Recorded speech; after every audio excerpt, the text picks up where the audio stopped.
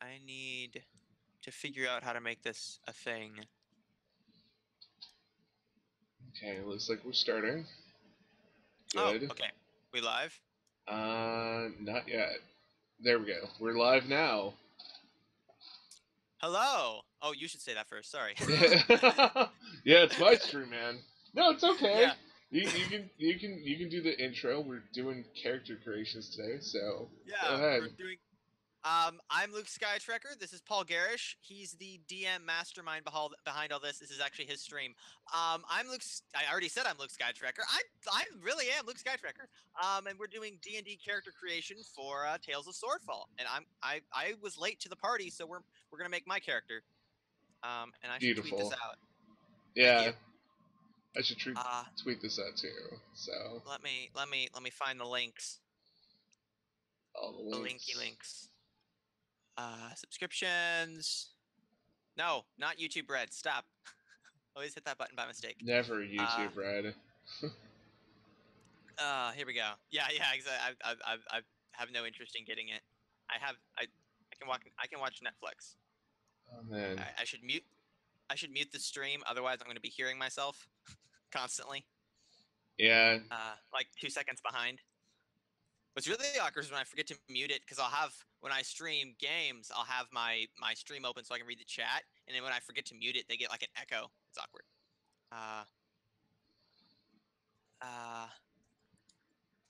Now I have to go quiet because I'm typing the streaming. D&D, what is that? D&D character creation. What's the more prevalent hashtag for D&D? Oh yeah, you have to use an N. That's right. Yeah. Or you can just type out the whole thing. Oh yeah. D&D. I forgot how to spell character. Character creation with at.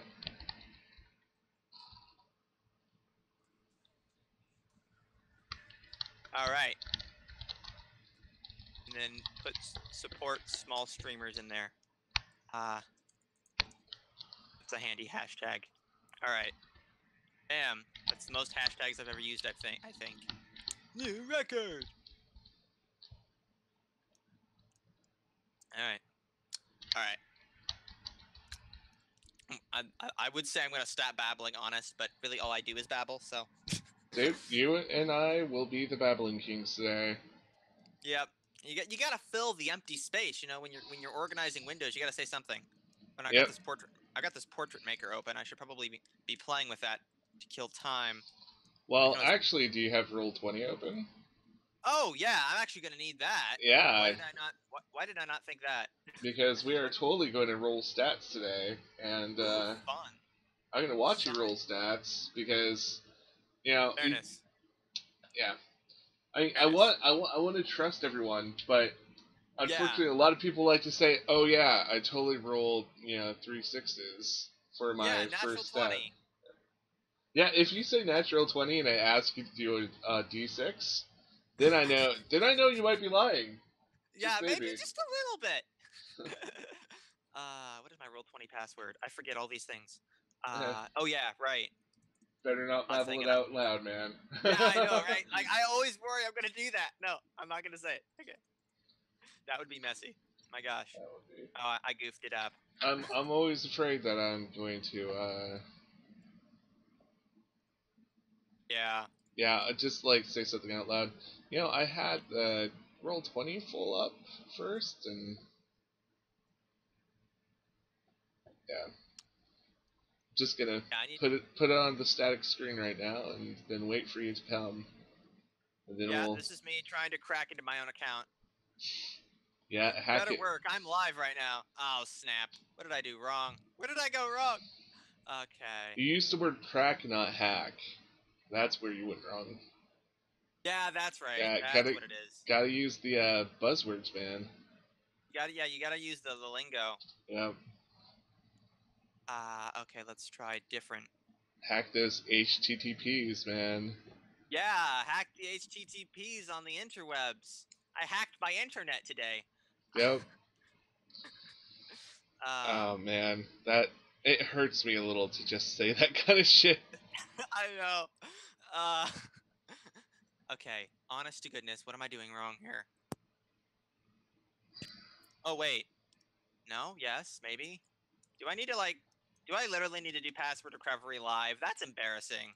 I'm Oh, sorry. it's okay, man.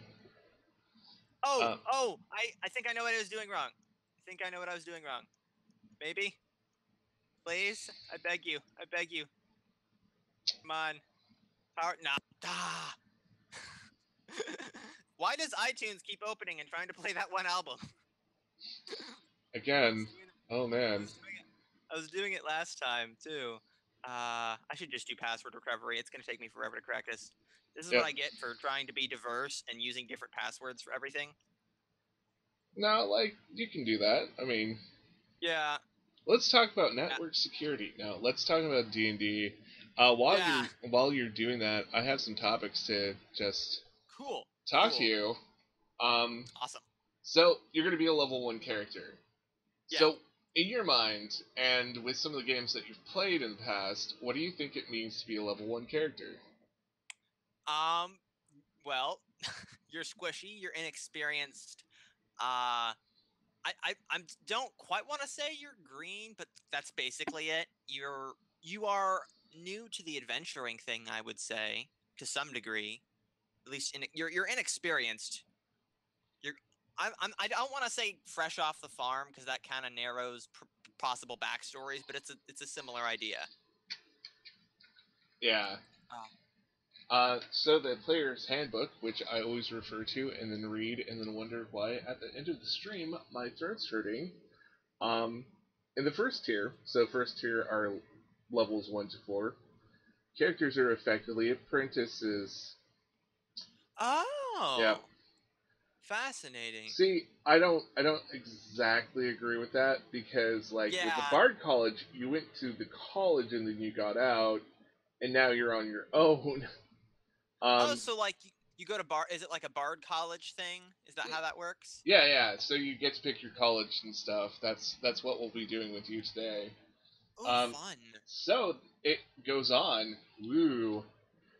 They are learning the features that define them as members of particular classes, including the major choices that flavor their class feature as they advance. So, like, monks with a path, or barbarians with also a path, bards with bard school, clerics with, I think, druids with druid circles, clerics with different kind of, whatever they're called. I can't remember if they're called paths too. And I feel like I'm using the word path a little too much. But like rogue archetypes, etc., etc. Yeah, you get a. Is it akin to how warriors can choose their fighting style kind of thing? Yeah. Okay, cool. I'm on the same page then. I like being on the same page. It doesn't happen very often. I'm into Roll20. I got it. Okay. Awesome. I changed my password to what it was before, which somehow wasn't working. And yeah, just get into the game and. All right. I'm gonna ask you. Yeah, I'm totally gonna ask you one more question then. All right. So in this game, D&D 5e, they have something called alignments. They're like your moral compass. Yeah. So yeah, I know about alignments. What do you think of alignments, and how are you going to use them for your character? Fascinating question. I love you have all these great questions. You really thought this through. I think of alignments as descriptions of the how would you put that? I don't want to say moral fiber. That sounds really stiff and wrong.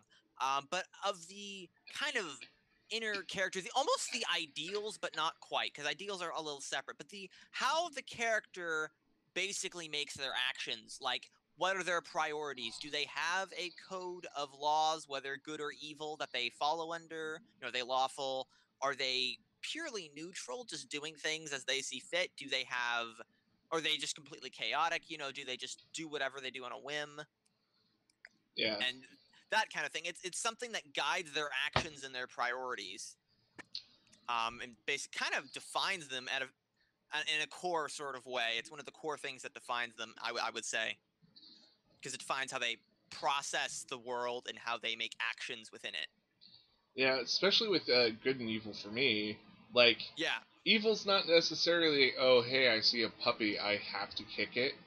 It's more Yeah. like a person is going to value themselves and yeah, mainly they're going to be more selfish than anyone Yeah. else.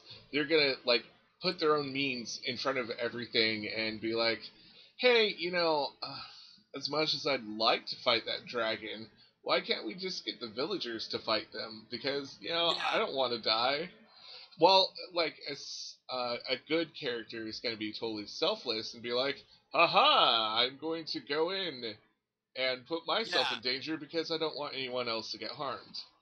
So, that's Yeah. kind of my thinking, but then again, like years of philosophy class kind of skewed my vision of game mechanics, I guess. Oh, So, it's not necessarily a bad thing. You got stuff to pull from. Also, I yeah. love that you used this fantasy generator for the city. I discovered this shortly before I actually got in Tales of Swordfall, Oh and I yeah, love it. I'm yeah, addicted to it. uh, I, n- I. Oh, yeah. go ahead. Sorry. Oh, now they have. Well, somebody else made a little attachment for that, um, which. Ooh, is everything Which, okay on your end? yeah. Everything's okay. Can you Okay, hear me? I'm just hearing some gravelly noise. Oh, I think I was leaning on my audio cord. Oh, That was probably why. yeah, that's. Gotta avoid that. It's rope. Like it's a fancy audio cord, but it's still just an audio cord. And I have like crushed it under a chair before, so I have to be careful. I'm not good at taking care of my things. Oh, yeah. It's unfortunate. I have all these nice things.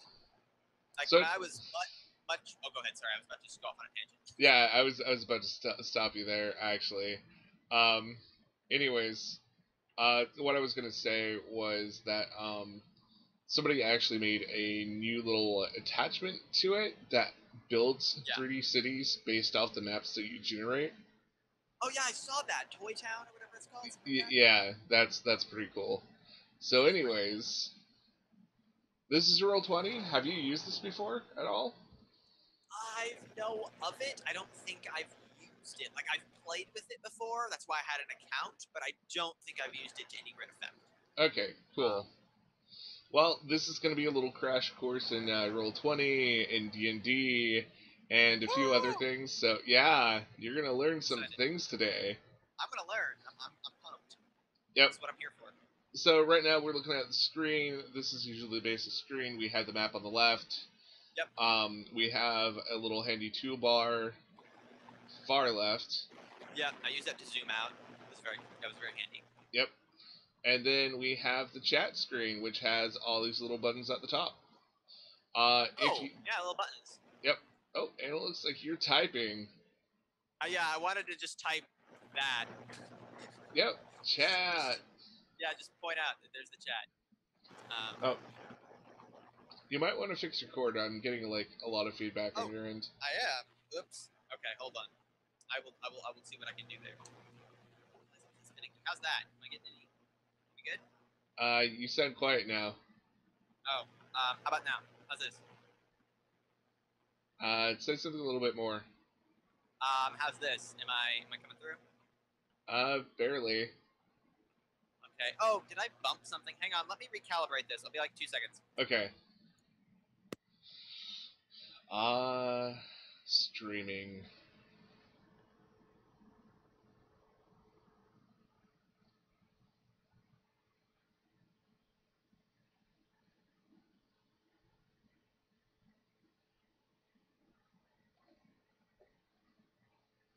So, for those who are just joining us, we're going to take Luke through going through Roll20. It's actually a really useful program if you've never played role-playing games before. It takes some of the challenge and math out of it, which is kind of nice. So we're going to be working on his stuff, which is under the journal, the icon that looks like the newspaper. And since I'm the person in charge, I have made everyone a folder which has their character in it. Am I coming through? Yeah. Oh, yeah. Ooh. Okay. Oh, I'm loud now. Sorry. Yeah, I you're allowed with. recycled I recycled my everything. I left the hangout and I came back and then I unplugged my headset and that's what did it. Am I good now? Your actual background noise is a little bit louder than you are. Well, a lot louder than you are. You might want to try again. Okay, hang on. Okay. How's this? Wow. No, the background noise is like even worse now. Uh-oh. Dang it, this headset has never let me down. Why is it doing this? Wow.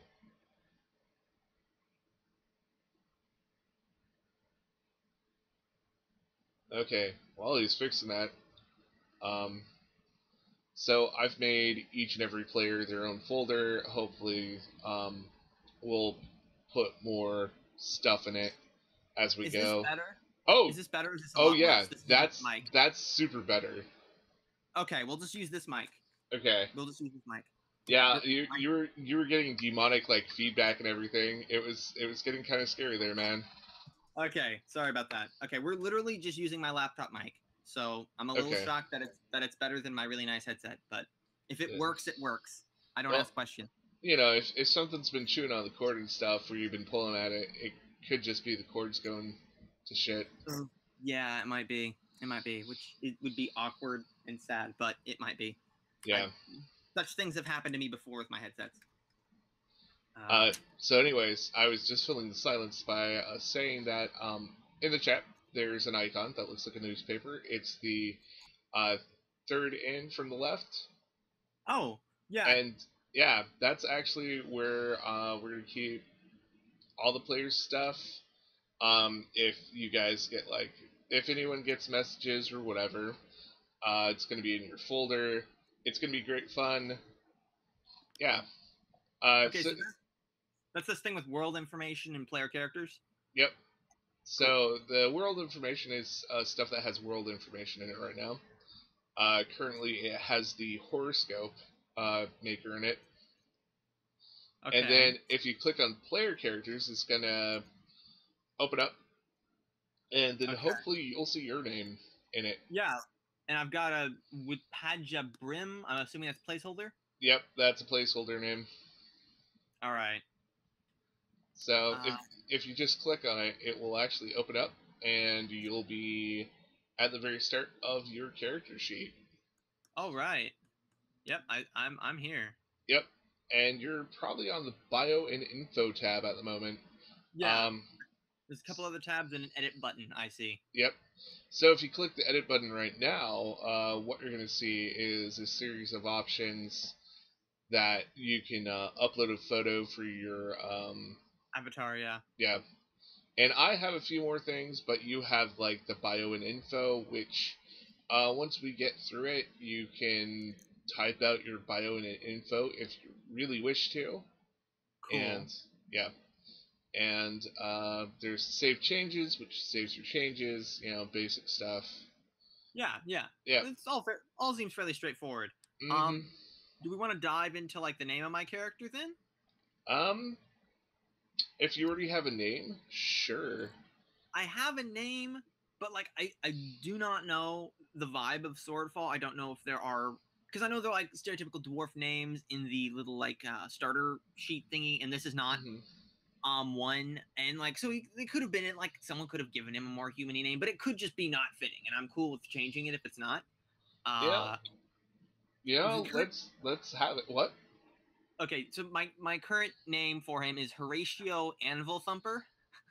That's an awesome name. Okay, I'm glad you like it, because I like it too, and it fits him. Horatio, I like that too. Yeah. That's a good name. All right, I'll save it. Cool. I'm glad you like it, because it just felt like the wheeling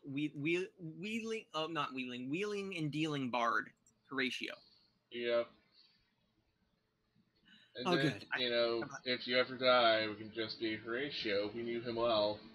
Yeah. yeah. Oh, we all knew Horatio. He was an okay guy. He wasn't great, but he's okay, you know. Okay. So we're gonna do dwarves, and I'm trying to find the race page because, yep, there we go. Oh yeah, dwarves. I will scroll down to that. Should I be? on step-by-step characters, or should I be down on dwarves? Well, we're going to go through the step-by-step characters, so you don't have to really worry about that. I'm basically going to instruct you how to make a character. Cool. So there's a couple ways where we come up with stats. There's the point buy system, which is okay. That keeps everybody on the same playing level. And also, if you're a Maxman person, that really works. But I'm kind of a person who likes a little bit more chaos in their life, and I like to roll for stats. Alrighty. So, huh? I said already. Yeah, I thought you said already. I'm like, yeah. No, alrighty. Sorry. Yep. Nah, it's just me and my bad hearing. Yeah. So what's gonna happen is you're gonna roll 46, and you're gonna choose the top 3, and after you roll the 6 rolls, you're going to stick them in whatever stat you think is going to be appropriate. Okay. But let's first look at dwarves, what they get, and bards and what they get, so you can make better judgment. Yeah. So you're going to be a dwarf. Have you thought of the sub-race of dwarf that you're going to be? Well, I know that there are like 2 sub-races, right? Or is that only Forgotten Realms? No, there's 2 sub-races. Okay, so I know one... Oh, go ahead. Oh, yeah, so there's the hill dwarf, and then there's the mountain dwarf. Hill dwarfs get stuff to their wisdom, and...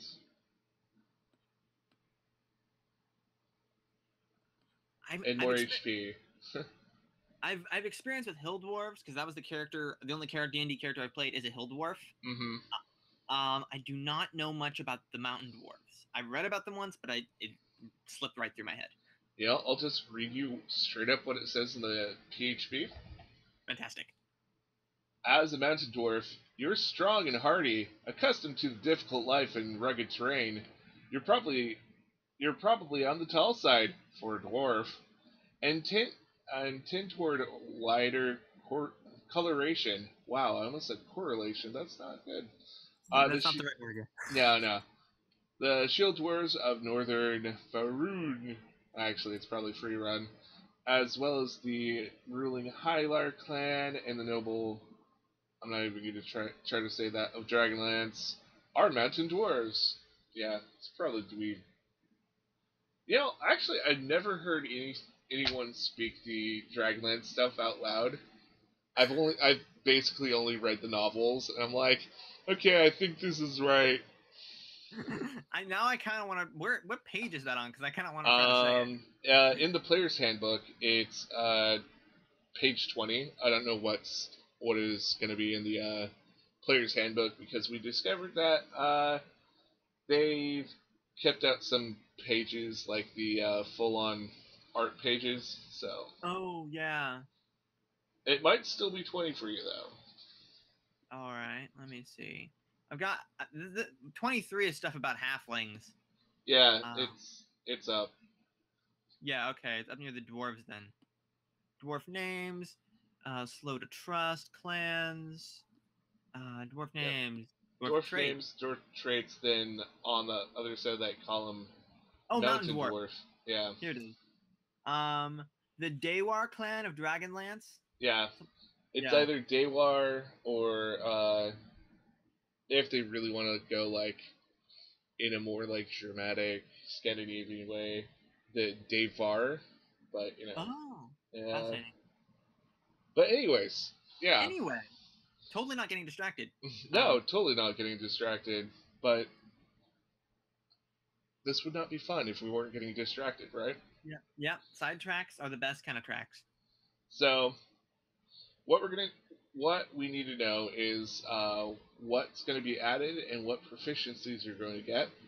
So it looks like under general dwarf traits, your constitution is going to go up by 2. So, makes sense. Yep. Tough and dude. then, depending on which dwarf you choose, you're going to get a bonus there. All right. Okay. Ability score, wisdom, dwarven toughness, dwarven armor training, like medium armor. You know, just thinking about Horatio as a, I don't know, he's not, he's more of a, he can fight, obviously, because you kind of need to be able to fight in D&D. So he's, Yeah. he can fight. But I see him more as a wheeler and dealer than a guy who goes around in like plate mail. Yeah. So I do wonder if Hill Dwarf would be more appropriate because wisdom isn't exactly bardish. I imagine it might be more helpful to him than light and medium armor. So let's go over that whole wisdom thing and what it actually helps in, because each stat contributes to your skills. Well, except for Constitution, that's just overall Yeah. health. So like your wisdom goes into things like animal handling, uh, perception, medicine, things that you actually need to use your knowledge for. Yeah. And actually, I'm just going to go down the list of what these core stats are. So on the very top, we have strength, and that goes into like your athletics when you're trying to grab someone and keep them grabbed. Yeah. Pushing, pulling, just general Strengthy stuff. athletic. Yep, it is your bodily strength. Dexterity is how nimble and fast you are. So Indeed.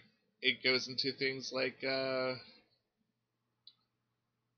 I'm gonna just totally blank and mess this up because I was so digging. Acrobatics, sleight of hand, that kind of thing. Yep, stealth. Yeah. Then you have your constitution, which I said was overall health. It's how you resist poisons, stuff like that. Intelligence is book smarts and how well you actually can recall it. Wisdom, we just went over that, and charisma is your. I want to say this is more of your street smarts, how you handle yourself, how Yeah. you handle other people. Yeah. So, yep. Yeah. And I'm under the impression charisma is the primary bard thing, which is why one of the reasons I went for bard. Yep. Because it just fits Horatio as a wheeler and dealer, the kind of guy. You know, he's convincing people, he's making deals with people. He's the kind of he's playing the crowd, that kind of thing. Yeah, I mean, if we actually turn to the bard section in the player's handbook, we get a few more details about them. Which is nice about the player's handbook is they do literally have a section called Quick Build, and it tells you straight up what's the best thing you can do as a bard. And player's handbook says you can make a bard quickly by following these suggestions. First, charisma should be your highest ability score, followed by dexterity. Fascinating. Yeah.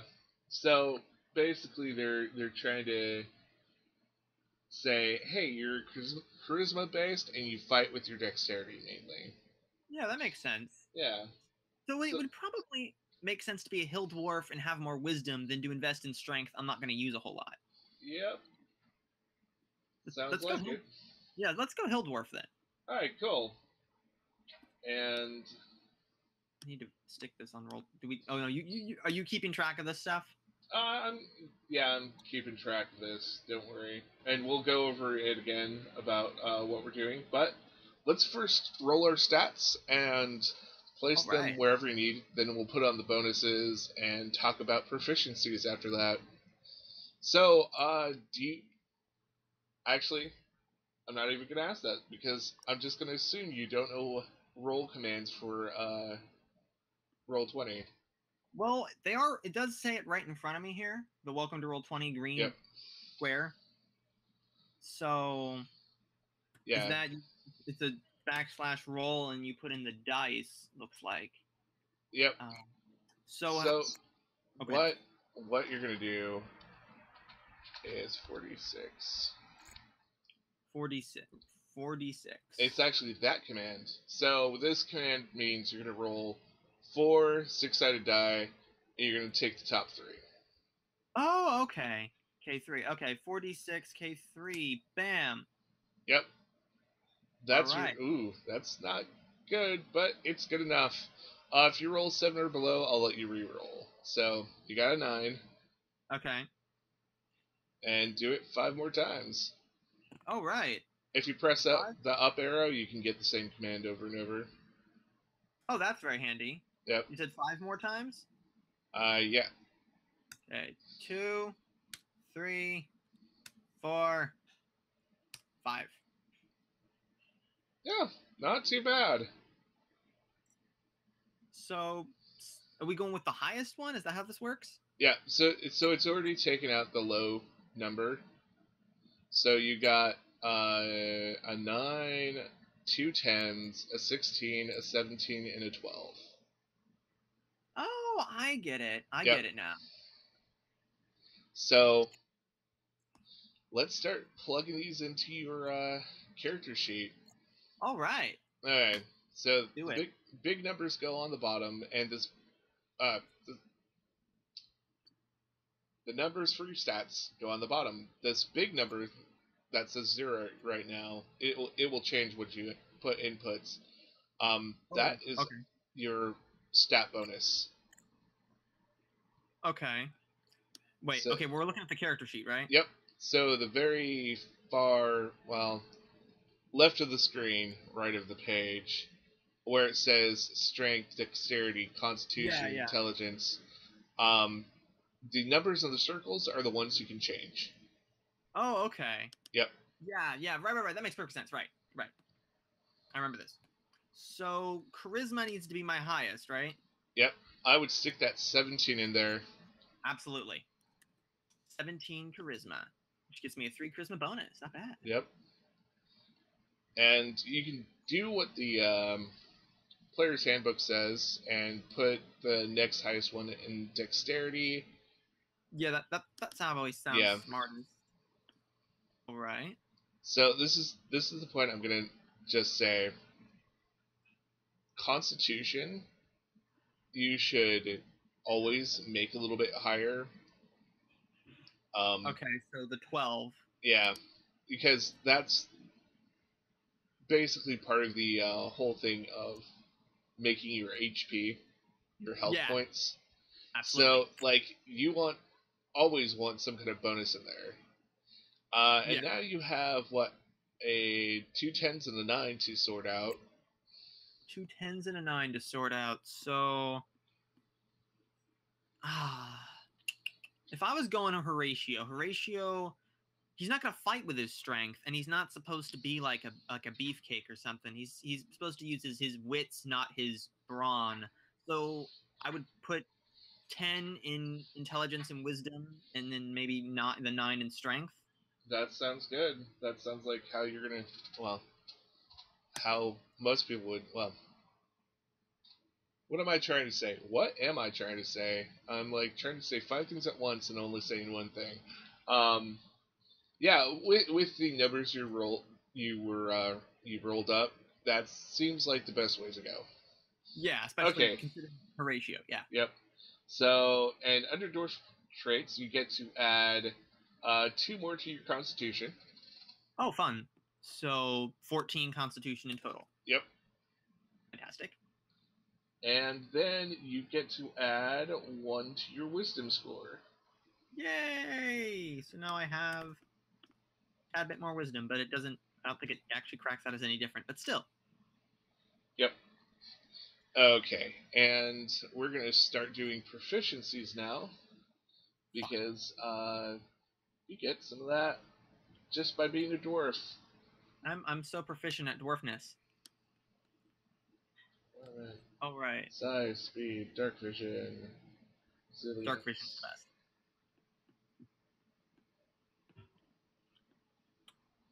Love that dark vision. The DM who is doing the game I'm playing in real life, the campaign that actually introduced me into D&D. Everyone in the party has dark vision, and he was so happy about that because it meant he didn't have to describe things twice. Now, I like having a diverse group, especially without dark vision. Then it always makes the characters think, like, how are we going to do this so everyone can see? It's one of those things where I like to just see people think critically. Yeah, for sure. Okay, so skills. It looks like you get to choose any 3 skills to be proficient in. Oh.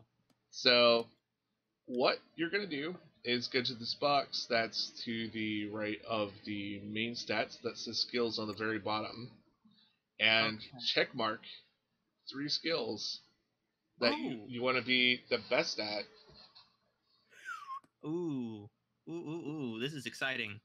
Okay, so persuasion is a duh. Yeah.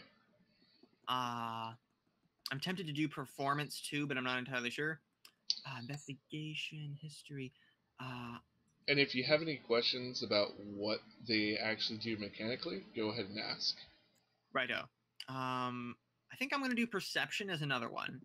I kind of would like to be perceptive. Yep, that's always a good one to do. Okay, now there's. See, I'm torn between like performance is handy, but like I'm also like the idea of sleight of hand. I feel like that could be really helpful. Mm-hmm. Or deception. You know what? I could crank up my deception even higher. Yeah. Then I'd be a very good liar then. Yep. I'm You gonna go for deception. can sell someone a chicken and say it's a duck. Yeah, exactly. I could really pull things off. With You 5 can, deception. and you're Yeah. gonna be proficient in some saving throws here. So, box right above it that says saving throws. All right. Um, check off dexterity and charisma. All right. Bum, bum, bum. Yep. I'm excited about this. So anytime I'm like, hey, you're falling, give me a dexterity saving throw. Yeah. You're proficient in it, and you get higher. Yay! Yay. Let's see. Oh, and hey, you're a magic user. That will be fun later. So, If yep, it's any comfort, I am playing a cleric. I have played a cleric, so I'm not totally blind as to how magic works. So. yeah. Well, we'll get into it anyways. But later. Yeah. Let's make sure that you have some health points here. So your starting health points is 8 plus your Constitution modifier. And that is 2, so 10. Yep. And Yeah. I think you might have the most HP out of the whole group now. Yay! Dwarves for the win. Yep. Let's hope we don't all die, because we're all 10 and below. I'll crank that up. Okay, there we go. We'll worry about light armor later and weapons. I'm just like trying to think of the next step. Wahaha. Got all that stuff. Let me double check the dwarves here. Make sure we have everything in for the dwarves because. Do we want to hop into alignment now and all that shenanigans? Yeah. I mean, alignment's pretty easy. Well, what are you gonna be? Actually went. You know, Wizards of the Coast has that little quiz. Uh-huh. I actually took that role playing Horatio and I got true neutral. So I was thinking of doing that because he's not especially good-hearted. He doesn't necessarily play to his personal conscience, but he's not like cruel or going out of his way to be like, super, evil. Yeah. Yeah. All right. Cool. It just seems like the most characteristic alignment of a wheeler and dealer because he's not like wicked. He's not trying to like make everybody's day horrible, but he is trying to make a buck when he can. He's not like this super generous, nice guy who's always looking out for the good of the common man. Because he's kind of a wheeler and dealer.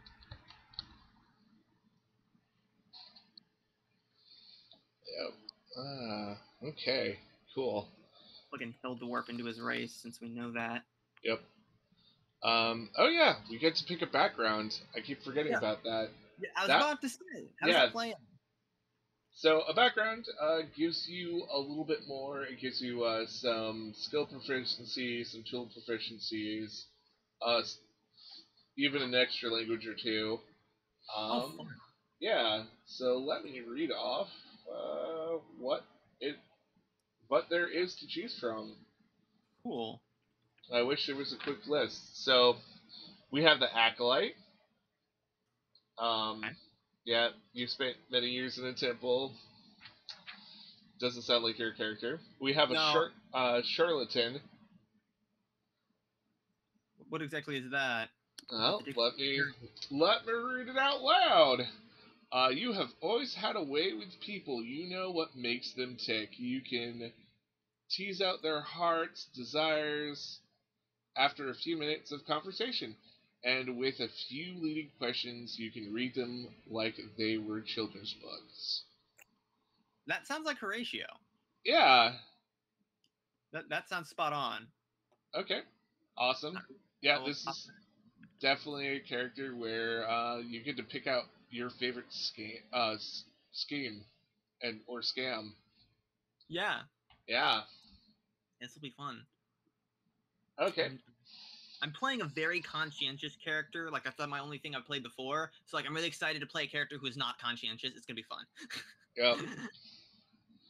Well, how I always like players is when they're not exactly the best of the best or the worst of the worst. They're just kind of somewhere in between.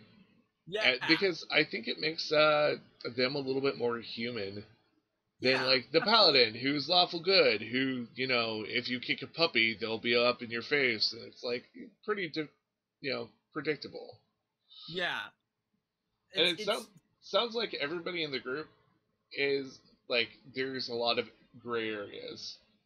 Yeah, flaws make characters more human. So flawed characters can, if when done correctly, can feel more human and just more natural. Yep.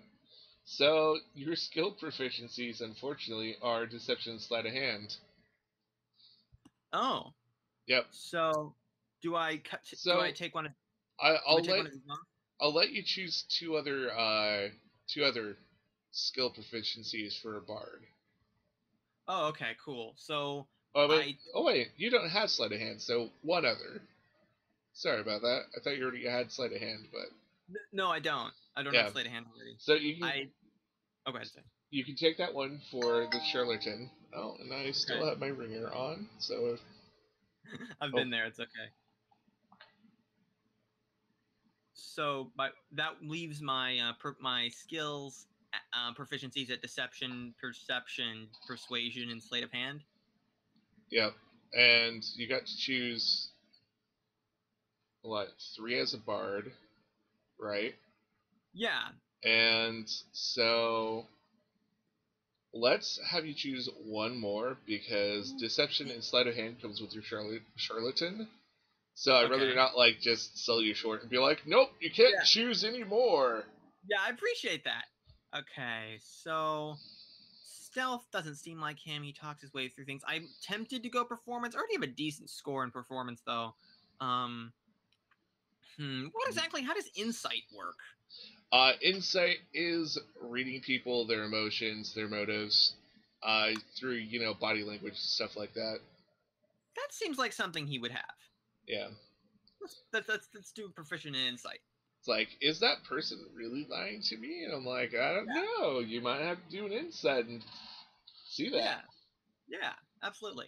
Let's see. You have tool proficiencies, and we'll list those out later. It's a disguise kit and forger kit. You have some starting equipment, which once again we'll take care of that later. All right. Yeah. So favorite schemes. Every charlatan has an angle he or she uses in preference to other schemes. I have no idea why I'm doing this weird pausing thing while I'm reading. Dramatic effect. Yep. Oh, there's my ringer. My turn. Yeah, mine was my wife's, so I thought I would have to actually check it and not ignore it totally. Yeah, makes sense. Yep. All right. So do they have preset schemes, or do I get to make them up? They have preset ones. All right. You can either just choose from the list. You can roll for it and see what comes up. Or if any of these seem kind of dumb or dull, we could always make one up. All right. What's the list? Is there a place I can find this so I don't make you read out everything? Oh, I can read out everything. I don't mind. But it's on page 128 by the Player's Handbook. Okay, page 128. Oop, I'm up at page 200. Hold on, 128. And that's by the actual numbers of the player's handbook, not by... Like, I'm looking at a real book right now. Yeah, I need to get a real book. I need to get the real book someday. It's 5 o'clock. Well, oh, that was my computer talking. Oh, okay. Apparently it's 5 o'clock. Yeah, that's the one downside of not using my headset is you're gonna hear all my computer talk to me. So why don't you read them off, because I don't want to stand here hemming and hawing trying to find it. Okay, awesome. So the first option, I cheat at games of chance. Okay. Next one, I shave coins or forge documents. Fun. I insinuate myself into people's lives to prey on their weaknesses and secure their fortunes. Okay. I put on new identities like clothes. Okay, so do I get to only pick one of these or multiple? Yeah, you can only pick one of these. Okay. The next one is, I run sleight of hand cons on street corners. And then lastly, I convince people that worthless junk is worth their hard-earned money. That is Horatio. That last one. All right, awesome. I already had like scams in my head, and they were all that, so that's totally it. All right, cool. So, somewhere on your character sheet, you might want to mark that. You could put that in personal traits if you want, or underneath where we've been inputting all this, like names and stuff, you see core, bio, and spell. If you click on bio, it gives you all these lovely boxes. Yeah. Of allies, organizations, character appearance, your character's backstory, additional features. Yeah. So that you kind of stuff is fun. You might want to just jot that down, but it sounds like you already have that in your head, so. Yeah, should I put it in features and traits just so it's in front of my face, or? Yeah. Well, basically, my theory is if you want to remember it, write it down somewhere so you can just see it. Especially if you have like certain character quirks you like always want to do or whatever. I mean, it's just more useful, especially when we're playing a year down the road and you're like, oh yeah, my character totally stutters. Why haven't I been doing that? Yeah. So do you think I can pop that on the front page here in features and traits, or is that not quite the right spot? Pop it wherever you want, man. I'm not going to tell you how to do your character sheet. Appreciate that. What would I call it? Favorite scheme? Yeah. And then what would that be? What was it called again? Did it have a name or no? It's just called favorite schemes.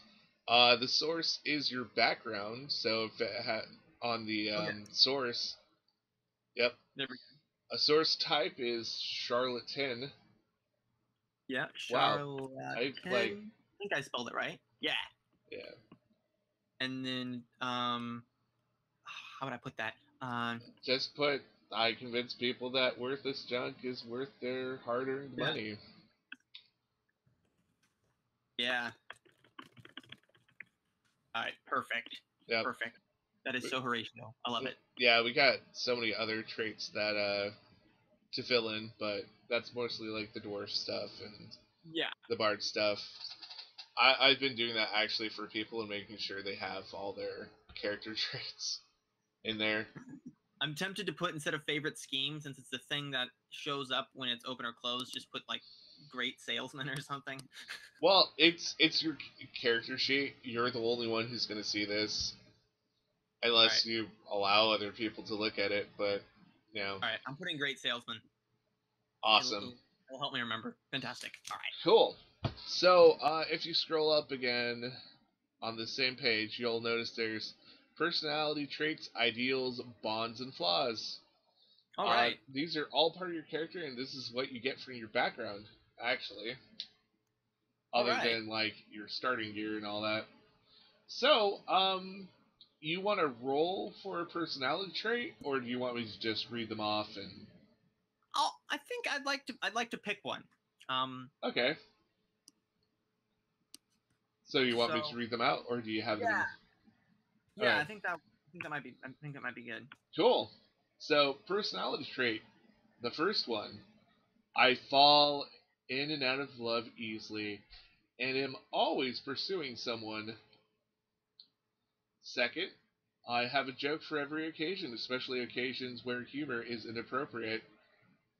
Oh, that's kind of fun. Okay, Yep. keep going. Flattery is my preferred trick for getting what I want. All right. Fourth That's a pretty one, good I'm a born gambler who can't resist taking a risk for a potential a little blah blah blah blah blah for potential payoff. I was doing so well until that. You were. So 5, I lie about almost everything, even when there's no good reason to. That So- one sounds fairly close. What are the rest? Okay. Sarcasm and insults are my weapons of choice. 7, I keep multiple holy symbols on me and invoke whatever deity might come in useful at any given moment. And then the last one, I pocket anything I see that might have some value. Okay. Now I'm torn between the one I liked that literally just slipped through my head and that last one. What was the one I'm like? Dang it. It was the. Oh, dang it. Memory. I lie about almost everything. Yeah, that one. It's either that one or the sleight of hand one, the thieving one. Both of those are applicable to Horatio, I think. Do you have any thoughts on that? You could always like kind of combine it and put kind of the salesman thing on it. Like, Oh, like just make up one that's kind of both put together, basically. yeah. I was trying to think of a good example, but one didn't come to me in that 3-second span. This is personality traits, right? Yep.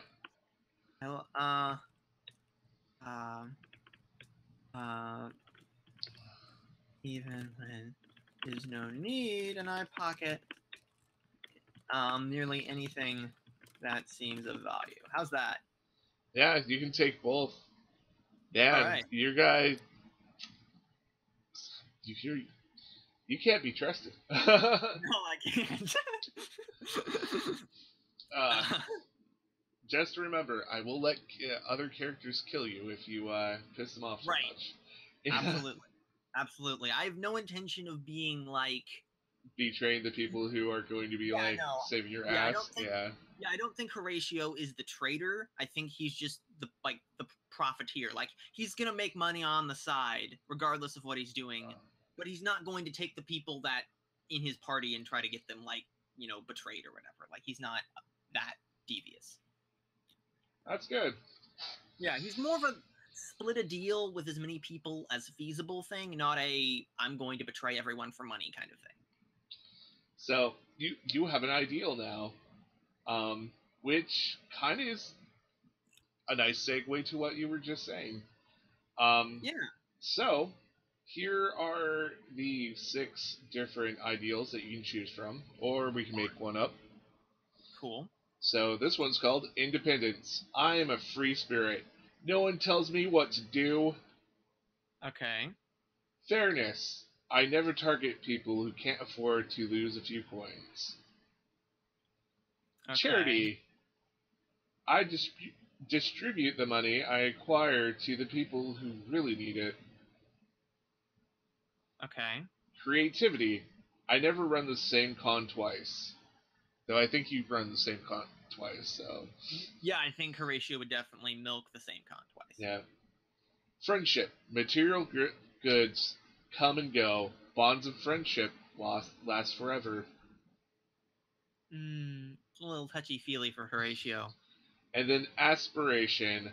I'm determined to make something of myself. Hmm. See, that sounds like he wants to, like, become something great and not necessarily just get a lot of money. Well, to make something of myself could be like just make bank. That's true. Like, of Yeah. all of those ideals, I think aspiration might be the closest. Either, like, I'm tempted almost to say friendship, but I don't think so, because, like, he does care about material goods. And he cares about people because he sees them as an end to material goods and in kind of an insurance policy almost of, I have these people around me, so I know that if they're loyal to me and I'm loyal to them, then that's puts me in a safer position kind of thing. Well, you could always do I never con the same person twice. I feel like he would. I feel like he would though. Yeah. If he could. I guess that goes for aspiration. I guess. Yeah. He's trying to amount to things. He's going out and he's doing things. He's not sitting around on the couch all day. Ooh. Yeah. You could always put down, I'm trying to amount to something with making as little enemies as possible. Yeah. That's perfect. Yeah, I like that. Perfect, because yeah, he's not big on making a stand. He wants to try to split a deal with as many people as he can. He's not into making enemies. He doesn't want to make enemies because enemies come after you and that makes things messy. Yeah, and also, if everybody turns out happy in the end, yeah, you look good. Yeah, all well that ends well, Yeah. Okay, so next is a bond. It's something that I always get the definition for bonds wrong. There's something that grounds you, basically.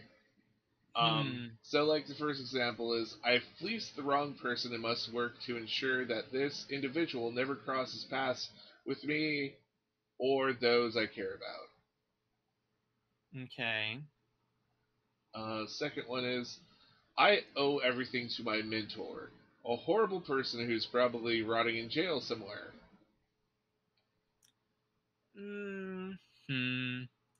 Yeah. Yeah. Third one, somewhere out there, I have a child who doesn't know me. I'm making the world better for him or her. Yeah, not really Horatio either. For I come from a noble family, and one day I'll reclaim my lands and title. Now, that doesn't seem like him either, because he is trying to make something for himself, so that means humble beginnings. Yeah. A powerful person killed somebody I loved. Someday, soon, I'll have my revenge. I could see Horatio having a secret revenge plot, but I couldn't see it being like he could go either way. I don't know if it's really central. Yeah. To who he would. Actually, that almost reminds me how you're setting up your character. The main guy from Leverage. Have you ever seen that show? No. It's a great show if you like kind of a team montage. I think it's the vibe you're talking about. Yeah, but like the main character totally has the revenge plot going on because the insurance company didn't like insure his kid or something, and the kid got terminal cancer, and the insurance company like billed the doctors like billions of dollars, and he's like, wait a minute, that was a giant scam. Why were you using my kid? I'm really angry. So he goes out and does like Robin Hood-esque heists now. It's a pretty cool show. Yeah, I feel like I've heard of it before. I know the name and the premise sounds familiar. Yeah. Anyways, the last one. I swindled and ruined a person who didn't deserve it. I seek to atone for my misdeeds, but might never be able to forgive myself. Horatio's not a guilty guy. Yeah. He's... Can we make up a bond? Yeah, we can totally make up. Could he be bonded in a way to his party? Like he doesn't want, maybe, I don't know how you'd phrase this, but he wants to, like, he doesn't want to betray those that are like close to him, kind of thing. Almost. How would you phrase that? Does that count as a bond? I think that's more of an ideal still. So That's true. this is totally something that's like keeping you an adventurer. Like, Oh, my keeping. yeah, that's keeping you in the adventurer business. I see. I could Yeah, see him having people after him because of yeah. what stuff he's done. It could be like I swindled the wrong Yeah, totally the first Yeah, one. I fleeced the wrong person. Maybe you yeah, accidentally pissed off the wrong noble, and now you have to keep constantly moving. yeah. I pulled he pulled off a big scam on like a crime boss, or maybe a big noble of some kind, and now he has to be on the run. Yeah, and that will just open up avenues for me to ask you Yeah, questions about that, which is pretty cool. So yeah, far, I absolutely. think everyone has a subplot that is pretty interesting. So, and we'll have to deal with during the game. Cool. Okay, and then your flaw. This is, that personality quirk. Yeah. Hmm. Well, he does like money, Mm-hmm. and what maybe he can't he cannot resist the possibility of a deal of a like profiting from a circumstance. So Would that that's be his? funny you mention it because number 4. I'm too greedy for my own good. I can't resist taking a risk if there's money involved. Yeah, I could see him doing that because that plays right into the swindling the wrong noble. Yep. Yeah, that seems perfect for him, and it gives him a nice flaw. He doesn't entirely know when to stop with the whole conning everyone to make money kind of thing. Yeah. He's the kind of guy I almost see him. He would never betray his party, but he might take the money and pretend like he's going to, and then just not Yeah. because he likes the money. He might sell out his party if there's a way to get his party out from that deal. Exactly. Like he Yeah. might say, "Yeah, I'll totally sell out my party. Give me money," and then he'll go back to his party, and be like, "Hey, they're gonna try to ambush us here. I got us intel. Aren't I great?" Oh man. Okay. So, There's a reason why there's an angry noble chasing him. yeah. Oh, I really like how this character's shaping up. I got a good Yeah. feel for him. This is a pretty good like this is going to be a really good face when everyone's kind of not charismatic. I think the only other person who's more charismatic than you is your sorcerer. So, Yeah, it'll be fun. yeah. Okay. Where to go from here? Probably. Initiative? Huh? Do we define the initiative of the character? So the initiative is That's already actually based off your dexterity bonus. Okay. Yep. Temporary hit points don't even. Well, we should probably do hit dice. Yeah. Because that's always important. During a short rest, you get to expend so many hit dice, according to your level. Yeah, regen hit points. Yeah. So, your hit dice is 1d8, and you have only 1 right now. Okay. So 1 was it D8? yeah. How do I type that in? Just 1 D8. How do I make it take 1 D8? It's just a number. Here, I think I can type it in. Yeah, can you get it from your end? Yeah. 1d8 plus 2. Yep, there we go. Yeah, it's working. G just hit. Actually, I think this is just the counter for how many you have. So. No. Yeah, so on the top is the total you have. In the box is how many you have left. So, Okay. Yeah. Okay, I get it. Yeah. Let's work on the equipment that you get and have. Alright. Cool. And then we can go on to spells after that. And Fantastic. yep. So we're kind of at this funny place where you're a dwarf and you have proficiencies in like axes and all these heavy weapons, And I but don't you're fight. also a bard, which like mainly has like light weapons. Yeah. So do you see yourself like sticking with dwarven tradition and like using an axe even though your strength isn't that great, or would you be like, I no? think he would go. Yeah, he would go with the light weapons. He wouldn't go with dwarvish tradition. Okay. I don't. He's not a traditional guy. So your first choice for equipment is a rapier, a Okay. longsword, or any simple weapon. All right. And I can read you a list of simple weapons if you want. I wish I could remember my simple weapons. Oh, that's my wife. I have to No pause problem. myself for a moment.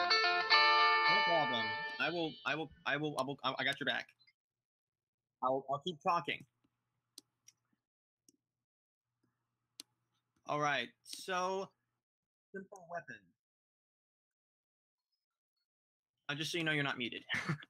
um, I think the starter set that I have, the PDF on my computer is protesting.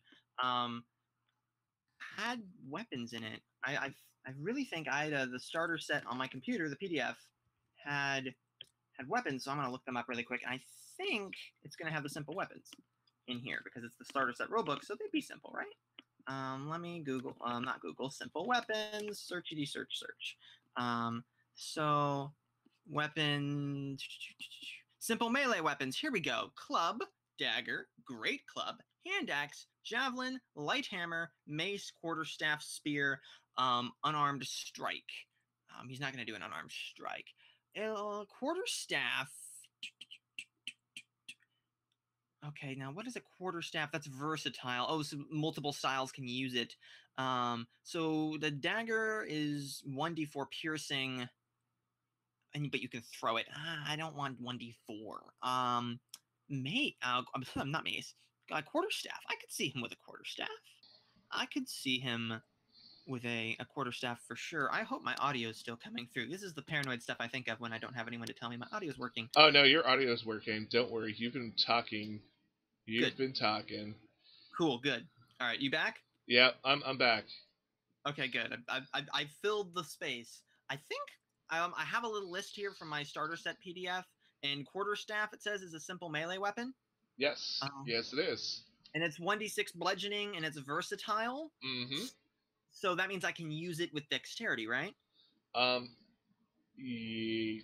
Finesse weapons are the ones you can use with your dexterity. Versatile means you get to lob this thing either one-handed or two-handed. But I think quarterstaff, Is strength. Yeah, let me check that for a moment because I might be just full of it. Bludgeoning, versatile, yeah. So it's strength based. Okay. So if you look for the ones that say finesse by them, that's the ones that you can use either your dexterity or your strength. I think I might go with a short sword then. Awesome. Because that's the same damage, but it's piercing and it's fairly light. It's not like this huge long crazy thing because he's not making a show of his weapons because he's here to negotiate, or not necessarily negotiate, but he's here to talk more than he is to stab people. Stabbing people is the second, like if talking doesn't work, then you stab people. Actually, would you rather have a rapier, which is actually on the starting list, that does a little bit more damage? You know what? Yeah. Let's go with rapier. Let's go. If it's a little better, then yeah. Let's go rapier. Yep. So what you want to do is, if it's actually working, it's not working on my end, but maybe it will work for you. So the icons up here over the chat. The one in the very middle, that's the eye with the circle. If you click on that and type in rapier. Oh, I see. Yeah, type in rapier. Yep. Here we go. And did you find it? Yep. Yeah, just the basic one, right? Not the plus anything? Yep. Okay, just grab it. Yep. Do I drag it, or do you can drag and drop? Oh, that is so handy. Yep. Do I and just add that to my items, or do I add? Yeah. Oh, it Yeah. worked. Hey, how about there you that? go. I Awesome. did think. Yeah, I for did think. some reason it's not working for me today. It like worked twice and then stopped working. Probably actually need to close my window and open it up Yeah. again, but whatever. My rapier's in there. Yep. There you go. So Awesome. you Fancy. get to choose either a diplomat's pack or an entertainer's pack. Okay. What do they each entail as far as bonuses and content and so forth? Actually, I don't remember off the top of my head, which is surprising because so diplomat. Their packs are filled with. It includes a chest, 2 cases of maps and scrolls, a set of fine clothes, a bottle of ink, an ink pen, a lamp, 2 flasks of oil, 5 sheets of paper, a vial of perfume, sealing wax, and soap. All right. And And then entertainers includes a backpack, a bedroll, 2 costumes, 5 candles, 5 days of rations, a water skin, and a disguise kit. a disguise cape. Kit. Oh, kit. Yeah. Now both of those are tempting. Because on one hand you get the fine clothes, so you can be like, "Hey, I'm totally qualified," but then also you get the disguise kit. And he is kind of into the lying thing. You know what? The entertainer's kit might just be more practical because it's got more Yeah. like food and stuff. Why don't we go for that?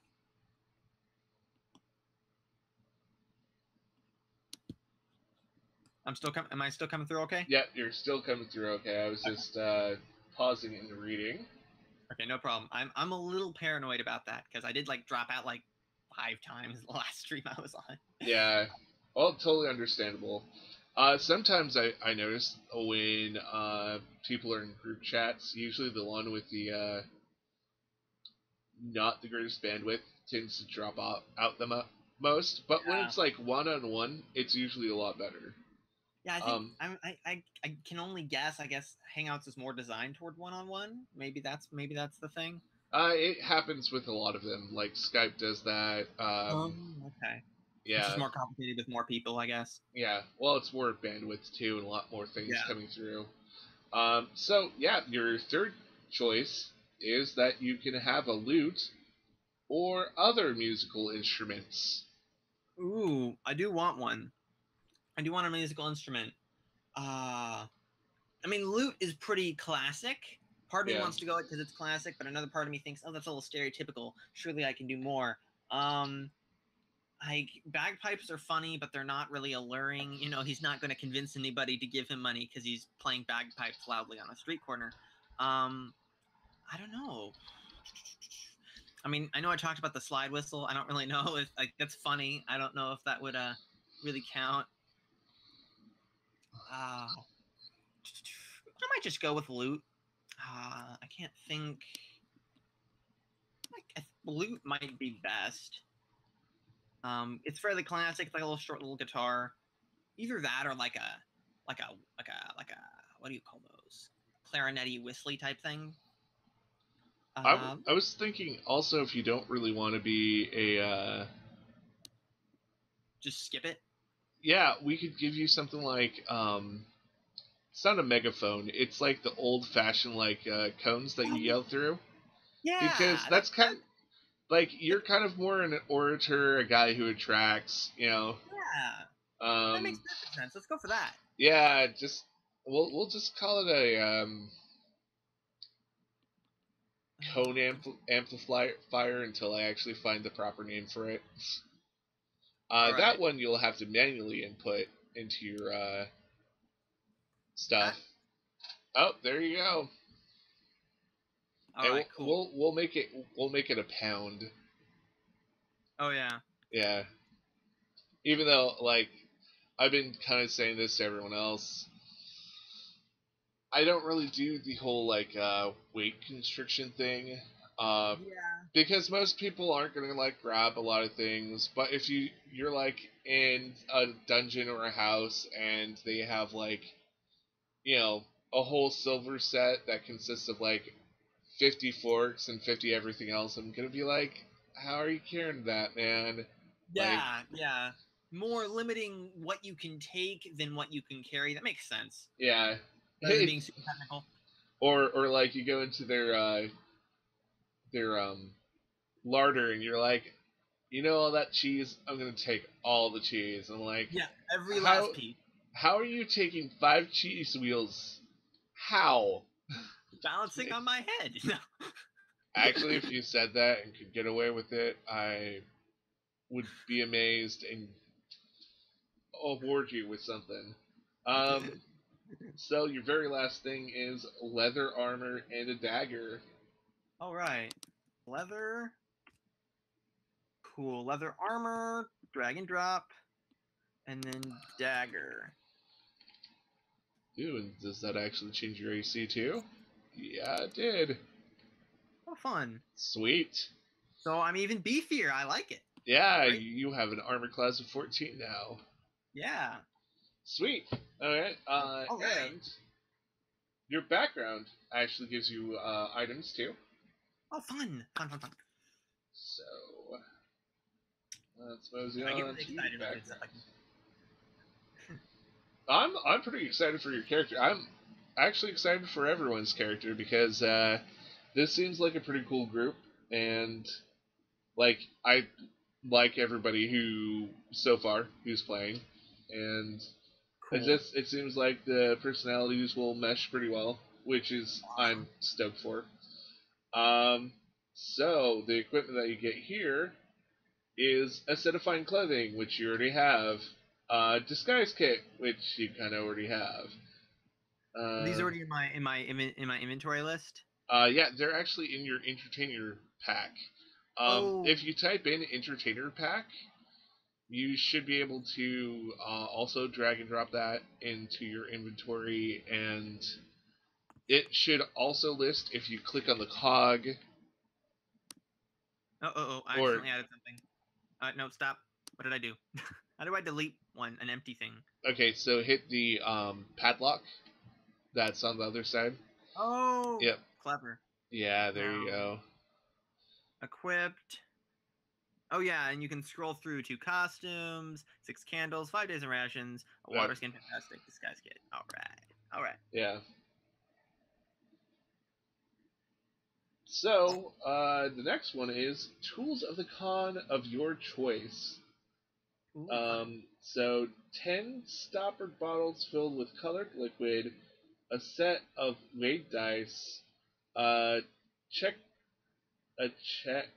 deck, not check, wow, of marked cards, or a signet ring of an imaginary duke.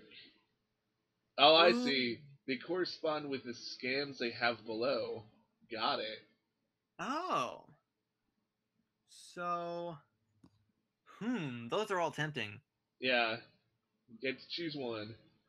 Actually, I can say just 10 stopper bottles of filled colored liquid and the signet ring would be awesome.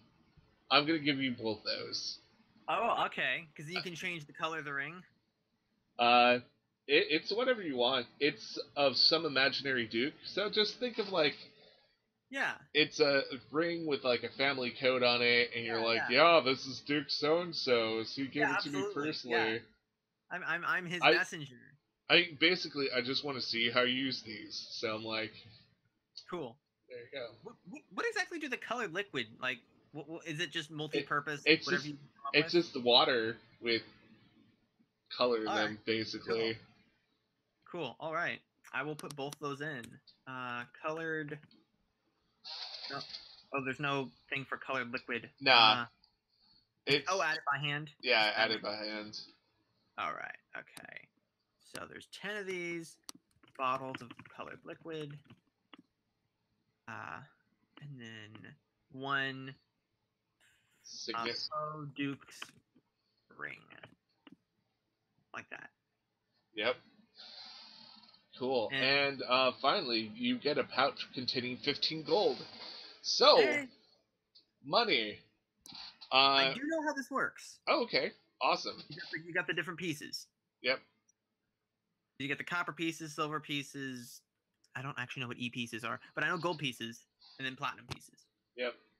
And I know there's an exchange rate, which actually escapes me at the moment, but I know it's semi-simplistic, complicated. Oh yeah, it's simple. It's all in the player's handbook too. So if you ever need a refresher, you can just look it up. Yeah. Talking about that, you do start out with a certain amount of money. Here we go. Oh, EP is Electrum pieces. Oh, right. Electrum. That's right. Rings a bell. The thing that nobody ever uses. Yeah, I've never actually seen anyone use that. But of course, I've only played a couple games, so. Yeah. So, as a bard, you start, roll me 5d4. Oh, right. 5d4. Oh, do I need to do the fancy thing where I add the K whatever? No. Just, Okay. slash roll and roll space 5d4. 4. Wow, that's kind of crummy roll. Yeah, oof, ow, that hurts.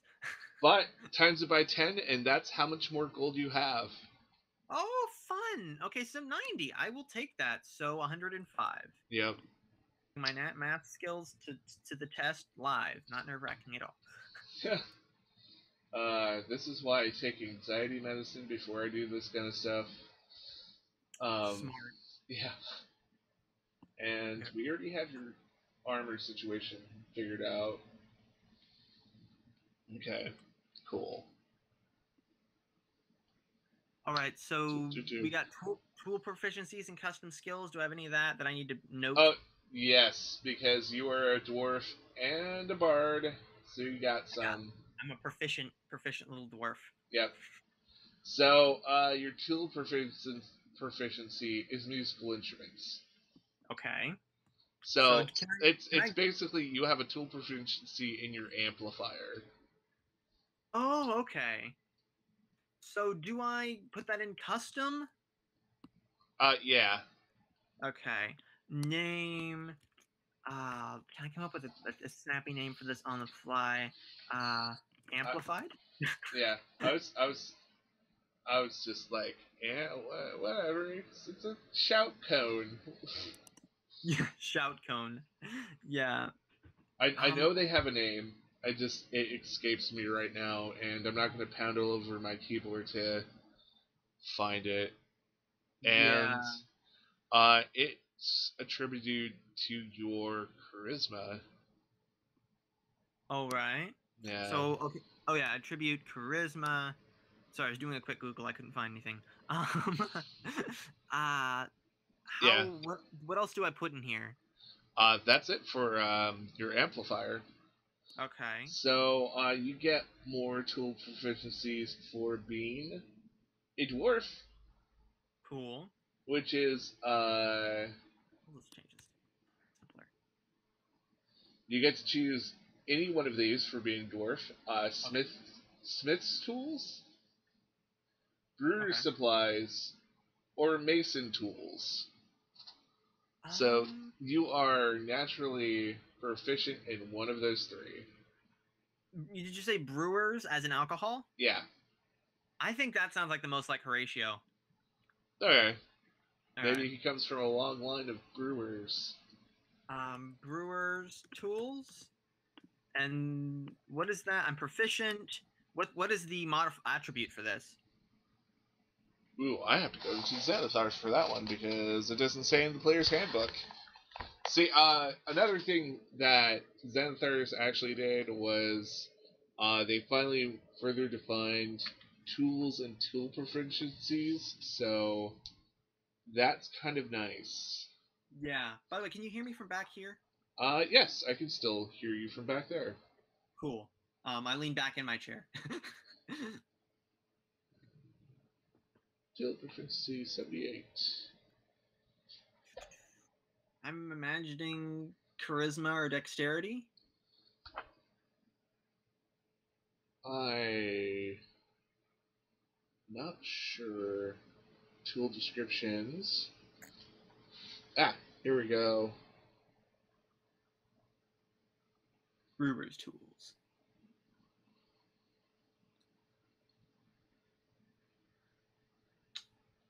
The silence of intense reading. Yeah. Sorry to make you look this up. No, this is something good to check because I have no idea. And I've been trying to memorize stuff, but when in doubt, just look it up. It Yeah. seems like it affects your intelligence or helps you with intelligence, like history and Oh, brewing stuff like that. So okay. The yeah, long tradition of getting people drunk. All right. yep. All right. So there we go. The intelligence. Now, does this proficiency number? Where does this exactly go? Like, how do I manage that? How does that work?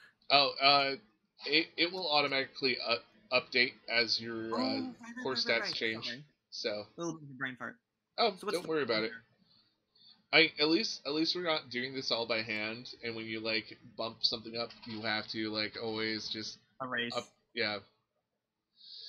So I noticed it says 12 out of 8 brewers tools. What is that in the chat there?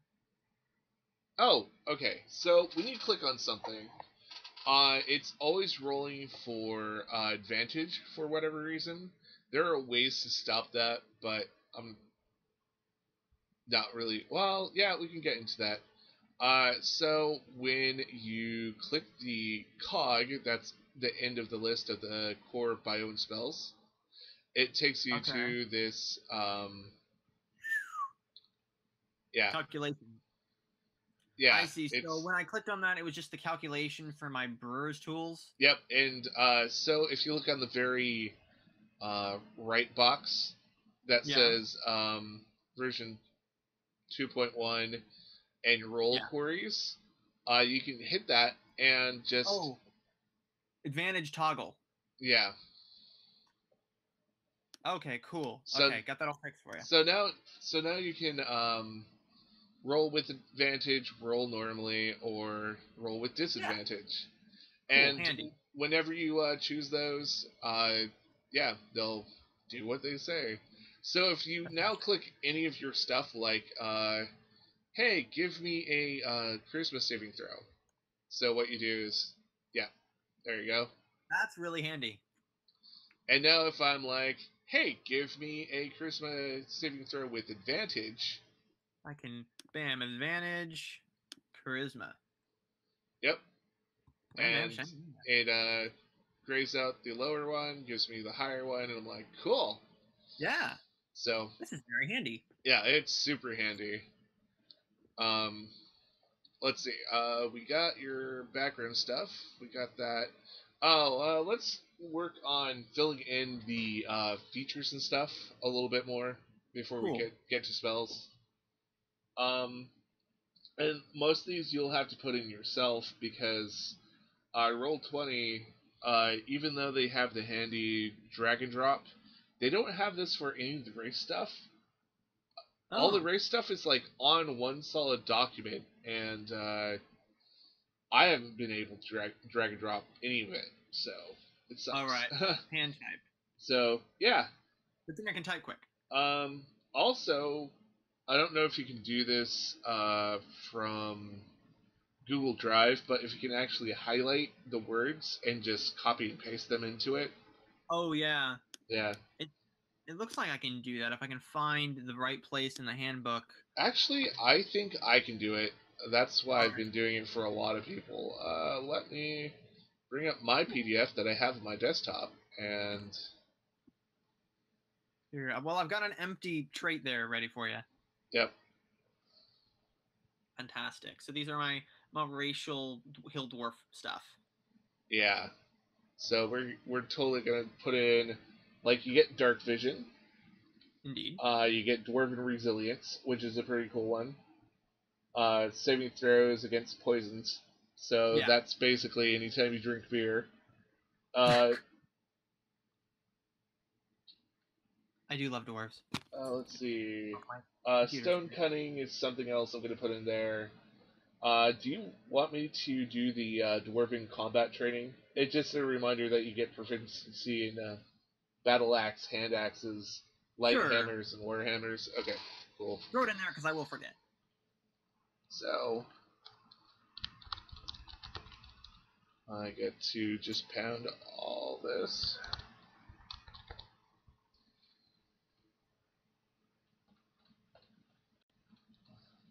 Dwarf. So you're with real life campaign then? Yep, that's what introduced me to it. My uncle is actually DMing. Oh, that's cool. It's pretty awesome. It's pretty awesome. Yeah. Is your uncle like one of the older players or like? Yeah. Awesome. He's been playing for a while, so that it's pretty great. It's pretty fun and it's great because I get the best of both worlds here, where I get to play around a table and online. Yeah, it's always fun to do that, and always fun to have a nice group of players to just like come back to. Indeed. And, yeah, well, I hope I can live up to your expectations with playing with your uncle. So. Don't worry. Yeah. Oh no, I it'll be always worry about that kind of stuff if I'm actually doing good enough. So at the end of the sessions, I always have something called Good, Bad, and Ugly. I do this in my real life games too. So it's basically we go around the table and everybody gives me something that was good that happened in the campaign, something that wasn't so great, and then just tell me the truth about, oh yeah, you didn't do this really good.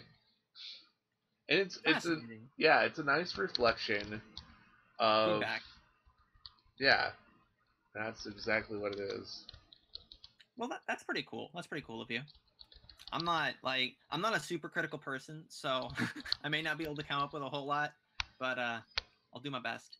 Truthfully, that's part of the reason why I invited my friend Ethan to play, because I know that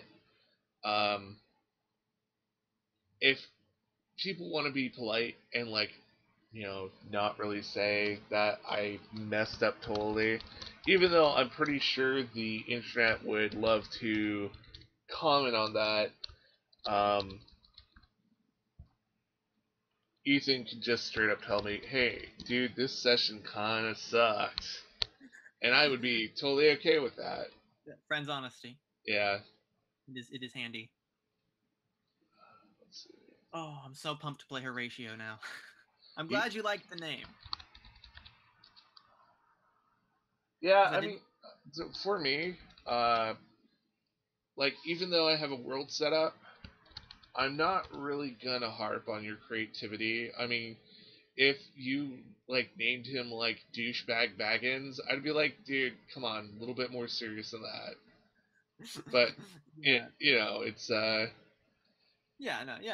Makes sense. It's your character, and I kind of want you to have fun with it. I don't want you to feel totally restricted.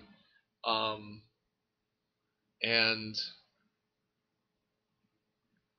the more you feel like you are engaged and have some kind of agency over your character, the better.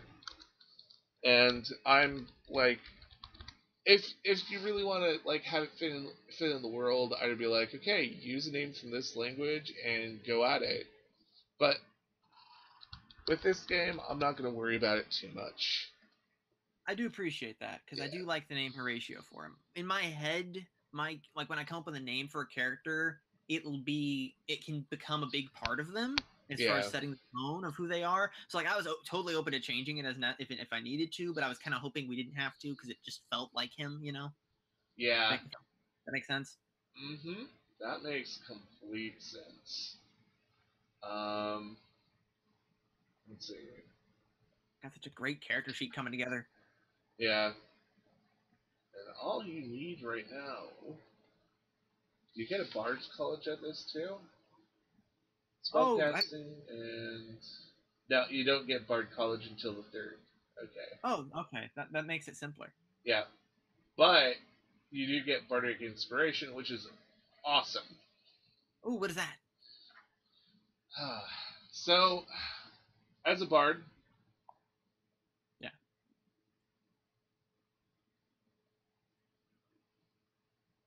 Yeah. Yeah, I'm just reading it over, so No problem. Sorry, I was just making sure we hadn't lost connection.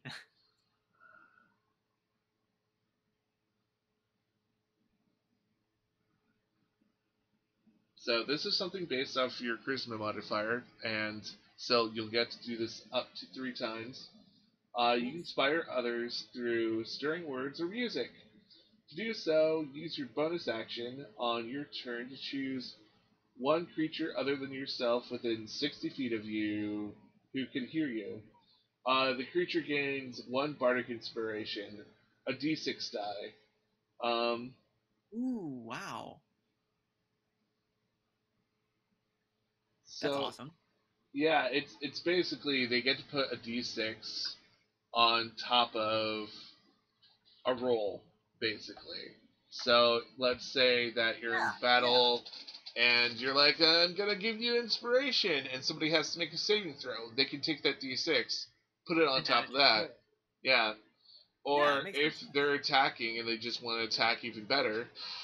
Yeah, that's awesome. I love that. I love that. Yeah, bards are awesome as both support characters and as fighting characters. I love bards in 5e. So yeah, they seem like kind of wicked awesome, and I'm pretty pumped. This is when I take out Notepad, so I can go like that. No one can see what I'm actually doing. We can infer that it is something important, though. Yeah. Well, it's since it's the description is spread out amongst 2 pages, I copy and paste each page out different times, so I can just stick it into like Notepad and then put it down as one solid chunk. Makes sense. So we just done with this character sheet then? Not yet. We got spells. Oh yeah. Like I'm saving that for last because it's always one of those things where that can take a while.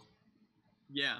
Actually, depending when my wife comes home, I might like eat dinner first and then help you out with spells. That'd be fine. Or we can just start on spells and you can figure out what to do.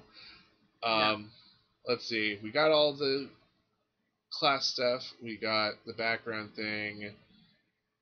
We got all your dwarf. We got the bardic inspiration. We got it. Do we have anything else with this other proficiencies in languages kind of thing? Let's see. Do you get one as a bard? Because you can speak common. You can speak dwarvish because you're a dwarf. Yeah.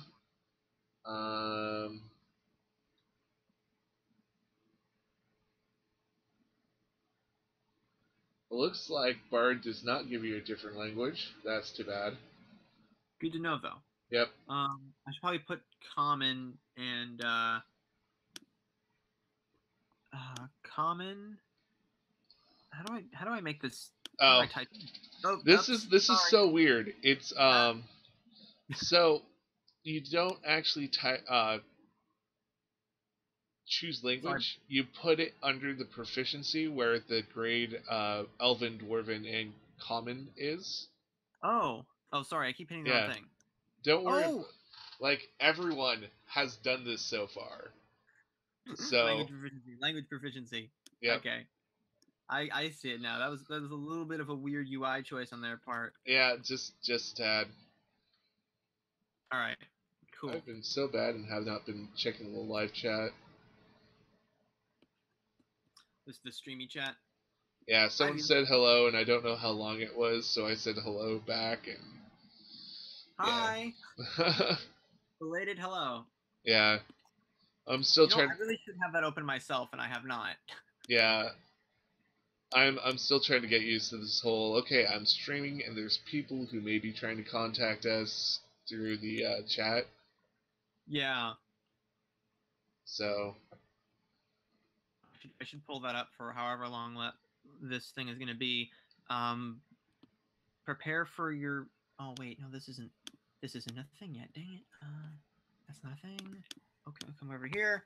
There's going to be a slight echo before I can mute the video. Let me just pull it up. I should have pulled this up at the beginning. Subscriptions.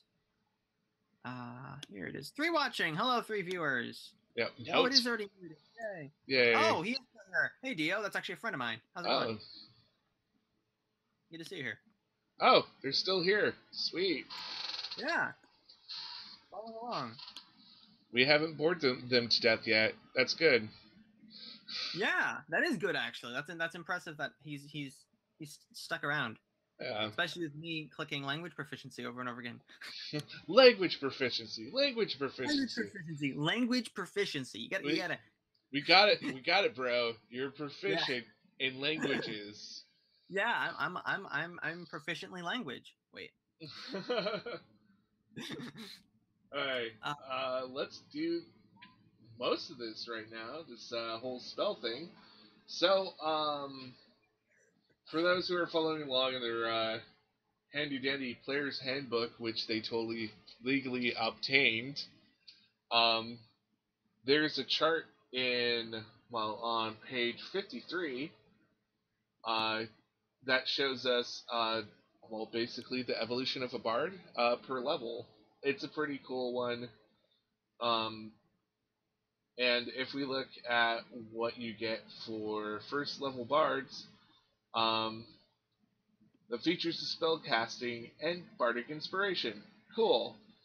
And then the next things we're going to look at are your known cantrips, your known spells, and level slots. Fantastic. Now, so go ahead. Sorry, I was gonna say I do know the whole spells and cantrips thing. Like I know what cantrip is, and I have prepared spells in the same fashion as a cleric because I played a cleric. No. Okay. So a bard pretty much gets known spells, which are spells that they know, and at every level that you gain, you can change your spells around. Okay. But unlike cleric, which can pray new spells into their knowledge, or I think it's a warlock, which can change around every short rest. You're kind of stuck with the spells that you have until you change your level. Okay. Do I still have spell slots? Yes. Okay. Cool. You have 2 first level spell slots. Slots. Wow. Yeah, spell slots. Spell slots. Yeah. I know how to do the D&Ds with the spell slots and the. Yeah. Okay. So yeah, let's work on this. So on your character sheet, once again, the core bio and spells. We want to hit spells. All right. Bam! Spell time. Oh wait, hit the wrong button. There we go. Yeah, there we go. Luckily again, whenever we look up a spell, we can hit the I button and just look it up, and you can drag and drop. Oh, fantastic! Yeah, that'll be nice. So let's work on cantrips and known spells. So you get 4 known spells and 2 cantrips. Awesome. Yep, that is handy dandy. Indeed. So I'm gonna go to the spell section, which for me starts on page somewhere. Is this the one where it shows the levels and then the things next to them? It's sorted out by class, and it says, cantrip level 0, etc., etc. Oh, okay. Yeah. So it's like a whole page about spells then, like a whole section. Yeah. It's literally the spells that you can obtain as a certain class. For me, it starts on 207. Okay, I will go somewhere near and around page 207. It's probably a lot sooner. It's probably 180 something. There is actually a what do you call it? Table of contents here. Spell lists, 207. Oh yeah, that's not gonna be much different. Never mind. Sorry, I thought I was being clever, and then I found out I was not. No. Mounts and vehicles. That's cool. 107. Okay, stop with the search. You're. Okay, let's try 107. 207. Well, yeah, you're doing it by the PDF. Actually, Yeah, I'm on PDF land. I do have that PDF, so I could probably actually. 107. Ideally, I'll eventually get a book, and then I can just It's 6 do it from o'clock. there. Oh, there's my computer again. That scared me a tad, Sorry. because apparently it's 6 o'clock now. Dun dun dun. Okay. Ooh. Okay. The wizard spell features. No. Okay. 207. Maybe it is 207. I'm at 185 and on the PDF. Okay. There we go. 188. That's where it starts. Alrighty, 188. It's got to be super interesting to watch us muddle over numbers. Yeah. Well, it's basically the whole thing, though. But that's D&D, the whole number thing. Yeah, it is a very complex game. Awesome. It's awesomely complex. All right, here we go. Cantrips level 0, bard spells. Oh, do I have to pick ones among these basically? Yes. Yeah, you get to choose 2. Okay, I am very much open to your counsel here because I do not know anything about these spells. And when my first time playing a cleric, I prepared a bunch of spells that were like totally useless. Yep. So you are a bard. Vicious Mockery is a must-have. Okay. This pretty much does psychic attack, and you make fun of people. All right. Making fun of people. It's a cantrip. Yep. All right, Vicious Mockery. I kind of want to read about this. Enchantment, ritual, range 60 feet. Components is verbal. Can't make fun of. You unleash a string of insults laced with subtle enchantments at a creature you can see within range. The target can hear you, though it need not understand you. It must succeed on a Wisdom saving throw or take a 1d4 psychic damage and have disadvantage on the next attack roll it makes before the end of its next turn. Mean jokes. Yep, mean jokes. That'll be fun to roleplay. Yeah, I always have fun doing that. Oh man, there's this one bard I always told your mama jokes. I was just about to say that. Like, it's not Horatio, but that's a funny idea. Yeah. There was another bard I was playing, and man, like, just all sorts of nasty things would come out of my mouth about, like, ogres, and it's like, yeah, you were gonna be my boyfriend, but you're too ugly now. It's like, yeah. Anyways, message is a good one. How does that work? So, message. I could probably just find the page and tell you what it says. Oh yeah, I could look it up too. Yeah, you can look it up too, and choose. I could carry some of the reading weight for once. Oh my god. You point your finger toward a creature within range and whisper a message. The target, and only the target, hears the message and can reply in a whisper that only you can hear. Yep. You can cast the spell through solid objects if you're familiar with the target and know it is beyond the barrier. Magical silence, 1 foot of stone, 1 inch of common metal, a thin sheet of lead, or 3 feet of wood blocks the spell. Wrong tone inflection. The spell doesn't have to follow a straight line. It can travel freely around corners or through openings. So, that's a pretty good one. Yeah, why I always recommend it is, especially when you're trying to be stealthy or be quiet or whatever, and you want to communicate with your players. Yeah. So it's a pretty good one to always have. All right, I will do that then. Mage Hand is like an attack, right? Well, I already have no.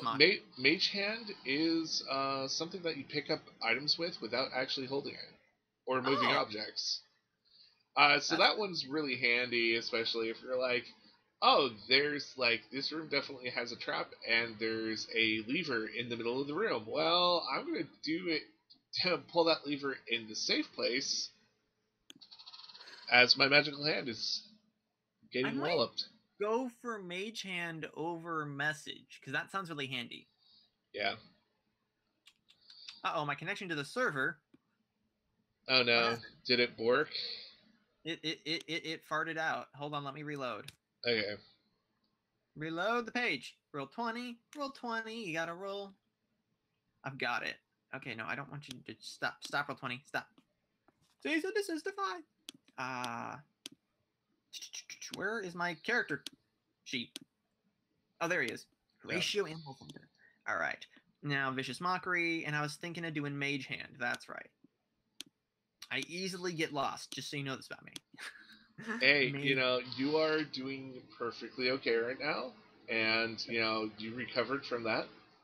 You may have fumbled just a tad, but look, we are heading toward the finish line. Yeah. And we're gonna home run it with the touchdown. Yeah. Yeah, sports analogies. I know them. Sports metaphors. Yep. Yeah, and we'll get a strike. Hole in one. Yeah, hole in strike. Yeah, the hole in strike bogey. Hole in strike. That sounds like a monster. The hole in strike bogey. Yeah, it does kind of sound like a monster. I am the slayer of the hole in strike bogey. Took his golf club. All right, so I got my 2 cantrips: Vicious Mockery, and Mage Hand. And you get 4 known spells. All right. Yep. So First level. Yep. What do you recommend? Well, it depends what you actually want to do. Do you want to be the person who's like helping curing people, or do you think your character would really do that? No, I don't think he's really much of a healing type. No. Okay. So Tasha's hideous laughter is actually an attack. It's a psychic attack, and it makes people laugh uncontrollably. That's pretty evil. Yep. It's like evil magic tickling. Heroism is a buff spell. Okay. Which is pretty good. Dissonant Whispers causes fear within creatures.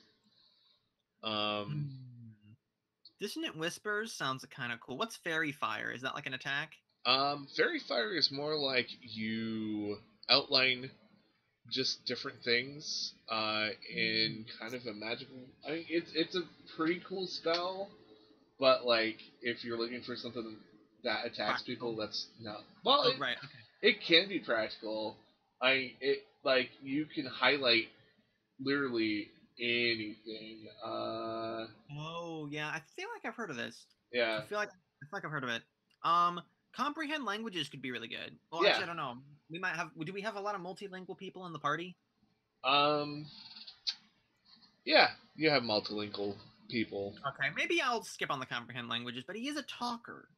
Yeah. He is. Maybe. Well. Oh, go ahead, sorry. Let's see. Trying to think. What? I don't want to talk myself into getting bad spells. Oh, identify. Your guy is a merchant, and if he wants to see if there's any spells on anything, that's a good one. Yeah, probably a good idea. So detect magic and identify work kind of hand to hand. So you can first detect if there's magic around, and then you can use identify to know how it works, basically. Oh, okay. Can I use identify without using detect magic? It's just more likely to know. Yeah. You're more likely to just be like, well, it's not really a magic item. Do you think I should take both, or do you think with only 4 spells that's a little overkill? No. It's one of those like versatile spells that help a lot. Okay. So you go into a room and you want to make sure there's no magical traps. Detect magic. Or you go into a shop and you're like, I wonder if they have any magical items in here. Detect magic. Yeah. All right, I'll put both in then. Yeah. Should I already have a disguise kit. I probably don't need disguise self, do I? No, not really. And there's spells later on that are way better to help disguise yourself. I figured. Let's see. Unseen Servant is a good one, but that once again, it's not attack, but it is It's pretty close to Mage Hand, but you actually get a thinking incorporeal being to help you out and carry Oh. things. Do I? Excuse me. Sorry. Do I need that if I have Mage Hand? Mage Hand has its limitations, so does Unseen Servant, but both of them can work pretty good together. Let's see. Thunder Wave's an attack. That's pretty good. Thunder. Excuse me. Sorry. Thunder Wave. Yeah. That sounds awesome. I should probably grab that. I think Oh, wow. that. I think that's the only attack in this list. Animal Friendship. Nope. Bane. There's the hideous laughter, Yeah, there's the Hideous Laughter too. which seems just a tad evil, a wee bit evil. Ah, you're making people laugh until they That's cry true. and, well, double over. Yeah. Okay, 2d8 thunder damage. How much does hideous laughter do?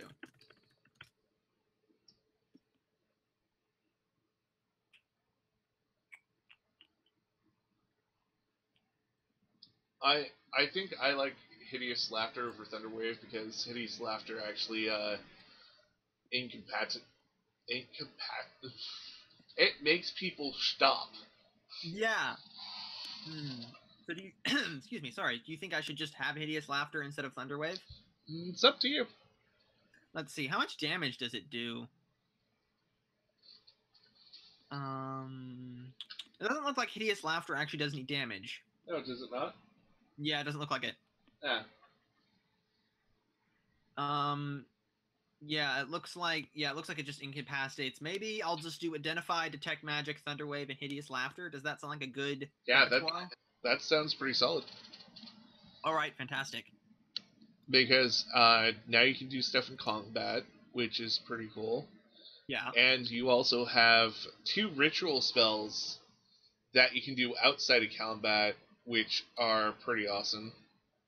Cool. And Vicious Mockery does do damage, so, and then you can give out your Bardic Inspiration, so you sound like a pretty well-balanced character between being a character that,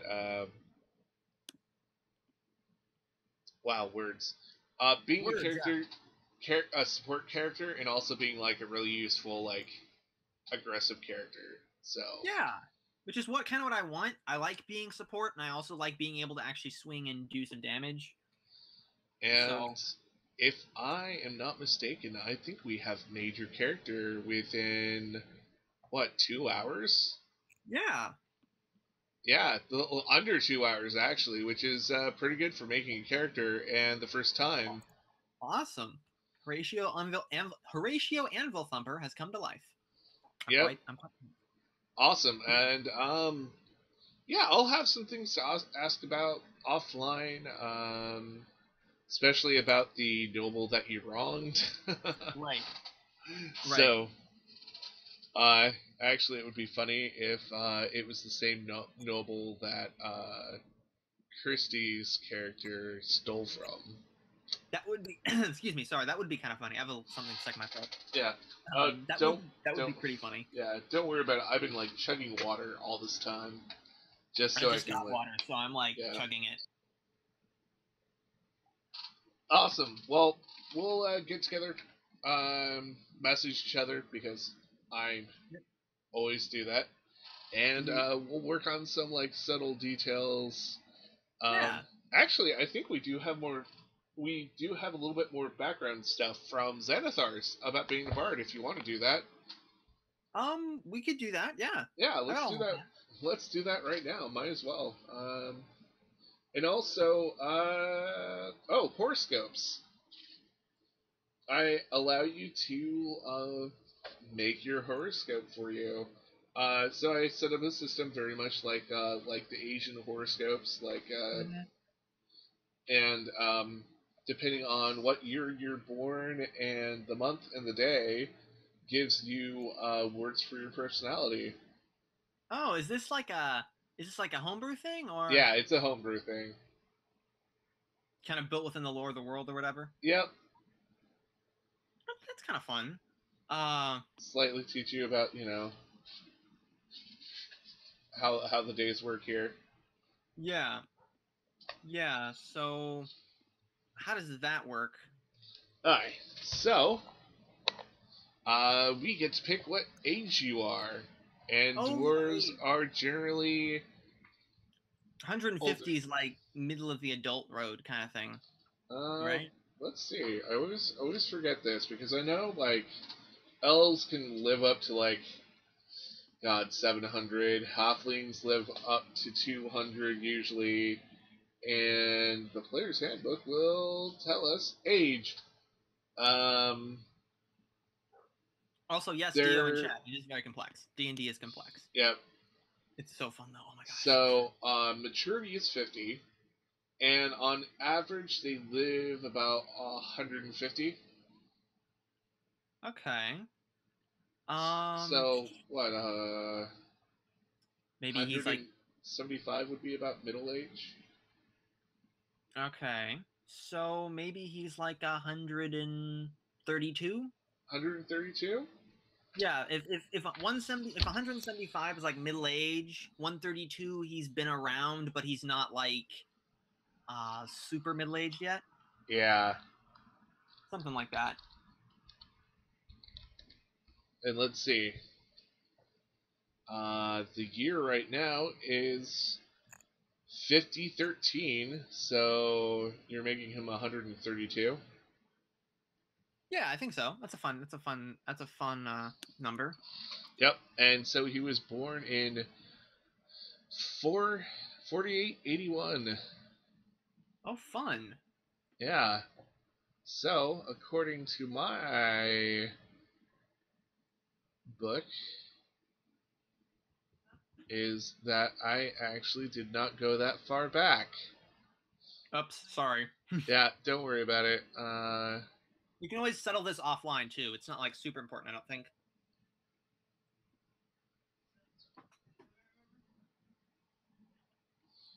If it's mostly a matter of calculating the year.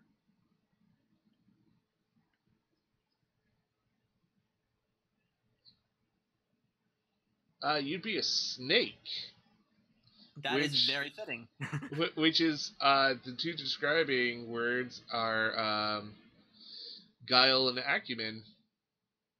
Well, there you go. Yeah, and that sounds appropriate for your character. Yeah, it does actually. It's kind of funny. With the kind of Chinese style year of the whatevers kind of thing. It's Yep.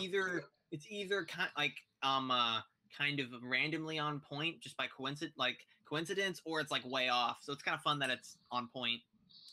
It's fun that when that works out. It's kind of funny because I went all the way back to the year 4897, and it's like, oh, damn, didn't go far enough back. So close and yet so far. Yeah. So where would I slap that? Just in character additional features and traits? Sure. Yeah, he's a snake. What do I write there? His year animal is a snake. Is there like a word for that? Deer animal, zodiac animal. His And then guile and acumen would be the two words describing that. okay. His what would that be? What spirit animal? I guess technically. Yeah. Well, No. zodiac animal works good enough. Yeah. All right. Alrighty. And then roll me a d16 and let's see what month you get. All right. D16. I did not realize they made D16s. You learn something every day. One D16. They don't usually, but we're using computers. Yay! 14. Well, I get a birthday out of this. That's gonna be fun.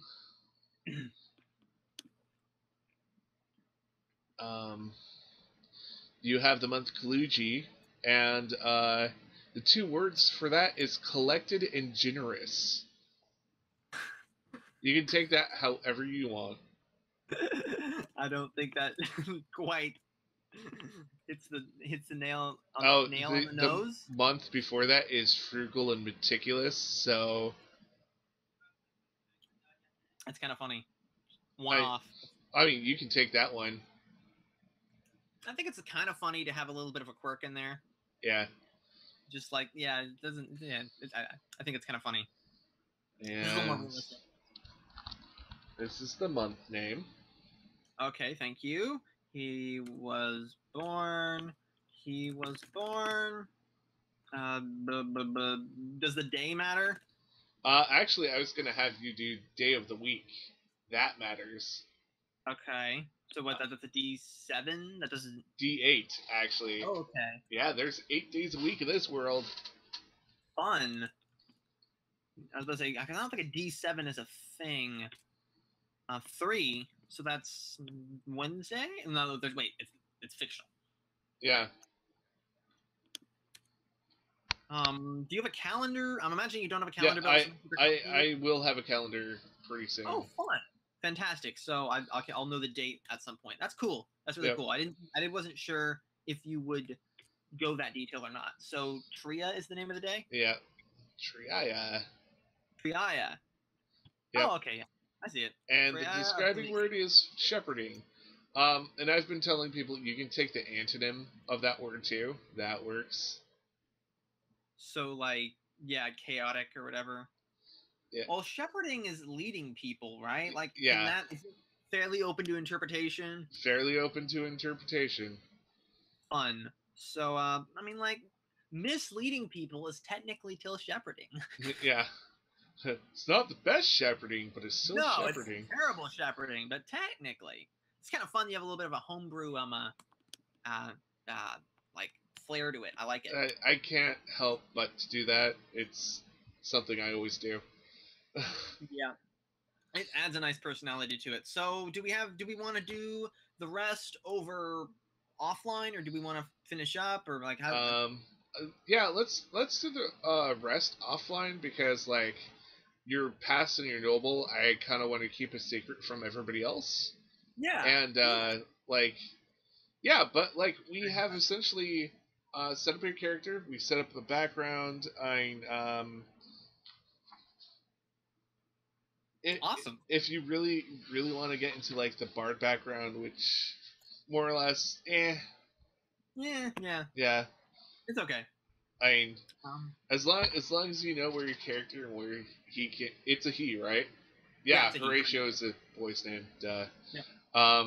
Yeah, I'm cool with it. So, yeah, let's end it here. All right. Well, thank you so much for having me on. I'm not gonna quit saying that. Yeah. Well, I'm not gonna stop you from saying that because I always like to hear that you like to be here. Yeah, you did a great job. Thank you for walking me through this. This was incredibly fun. Thank you for putting up with me not entirely knowing what I'm doing.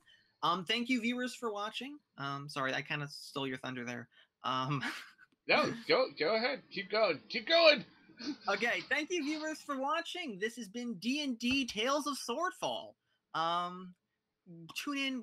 Do we have our first episode on a set date? Yeah, it's going to be Wednesday the 6th at 7:30 p.m. Pacific. That's right. So that's basically next week. Yeah. Yeah, and I'm Paul. I usually run this, and or I am the one running it. You can find me on Twitter at Paul_Garish. That's GERRISH.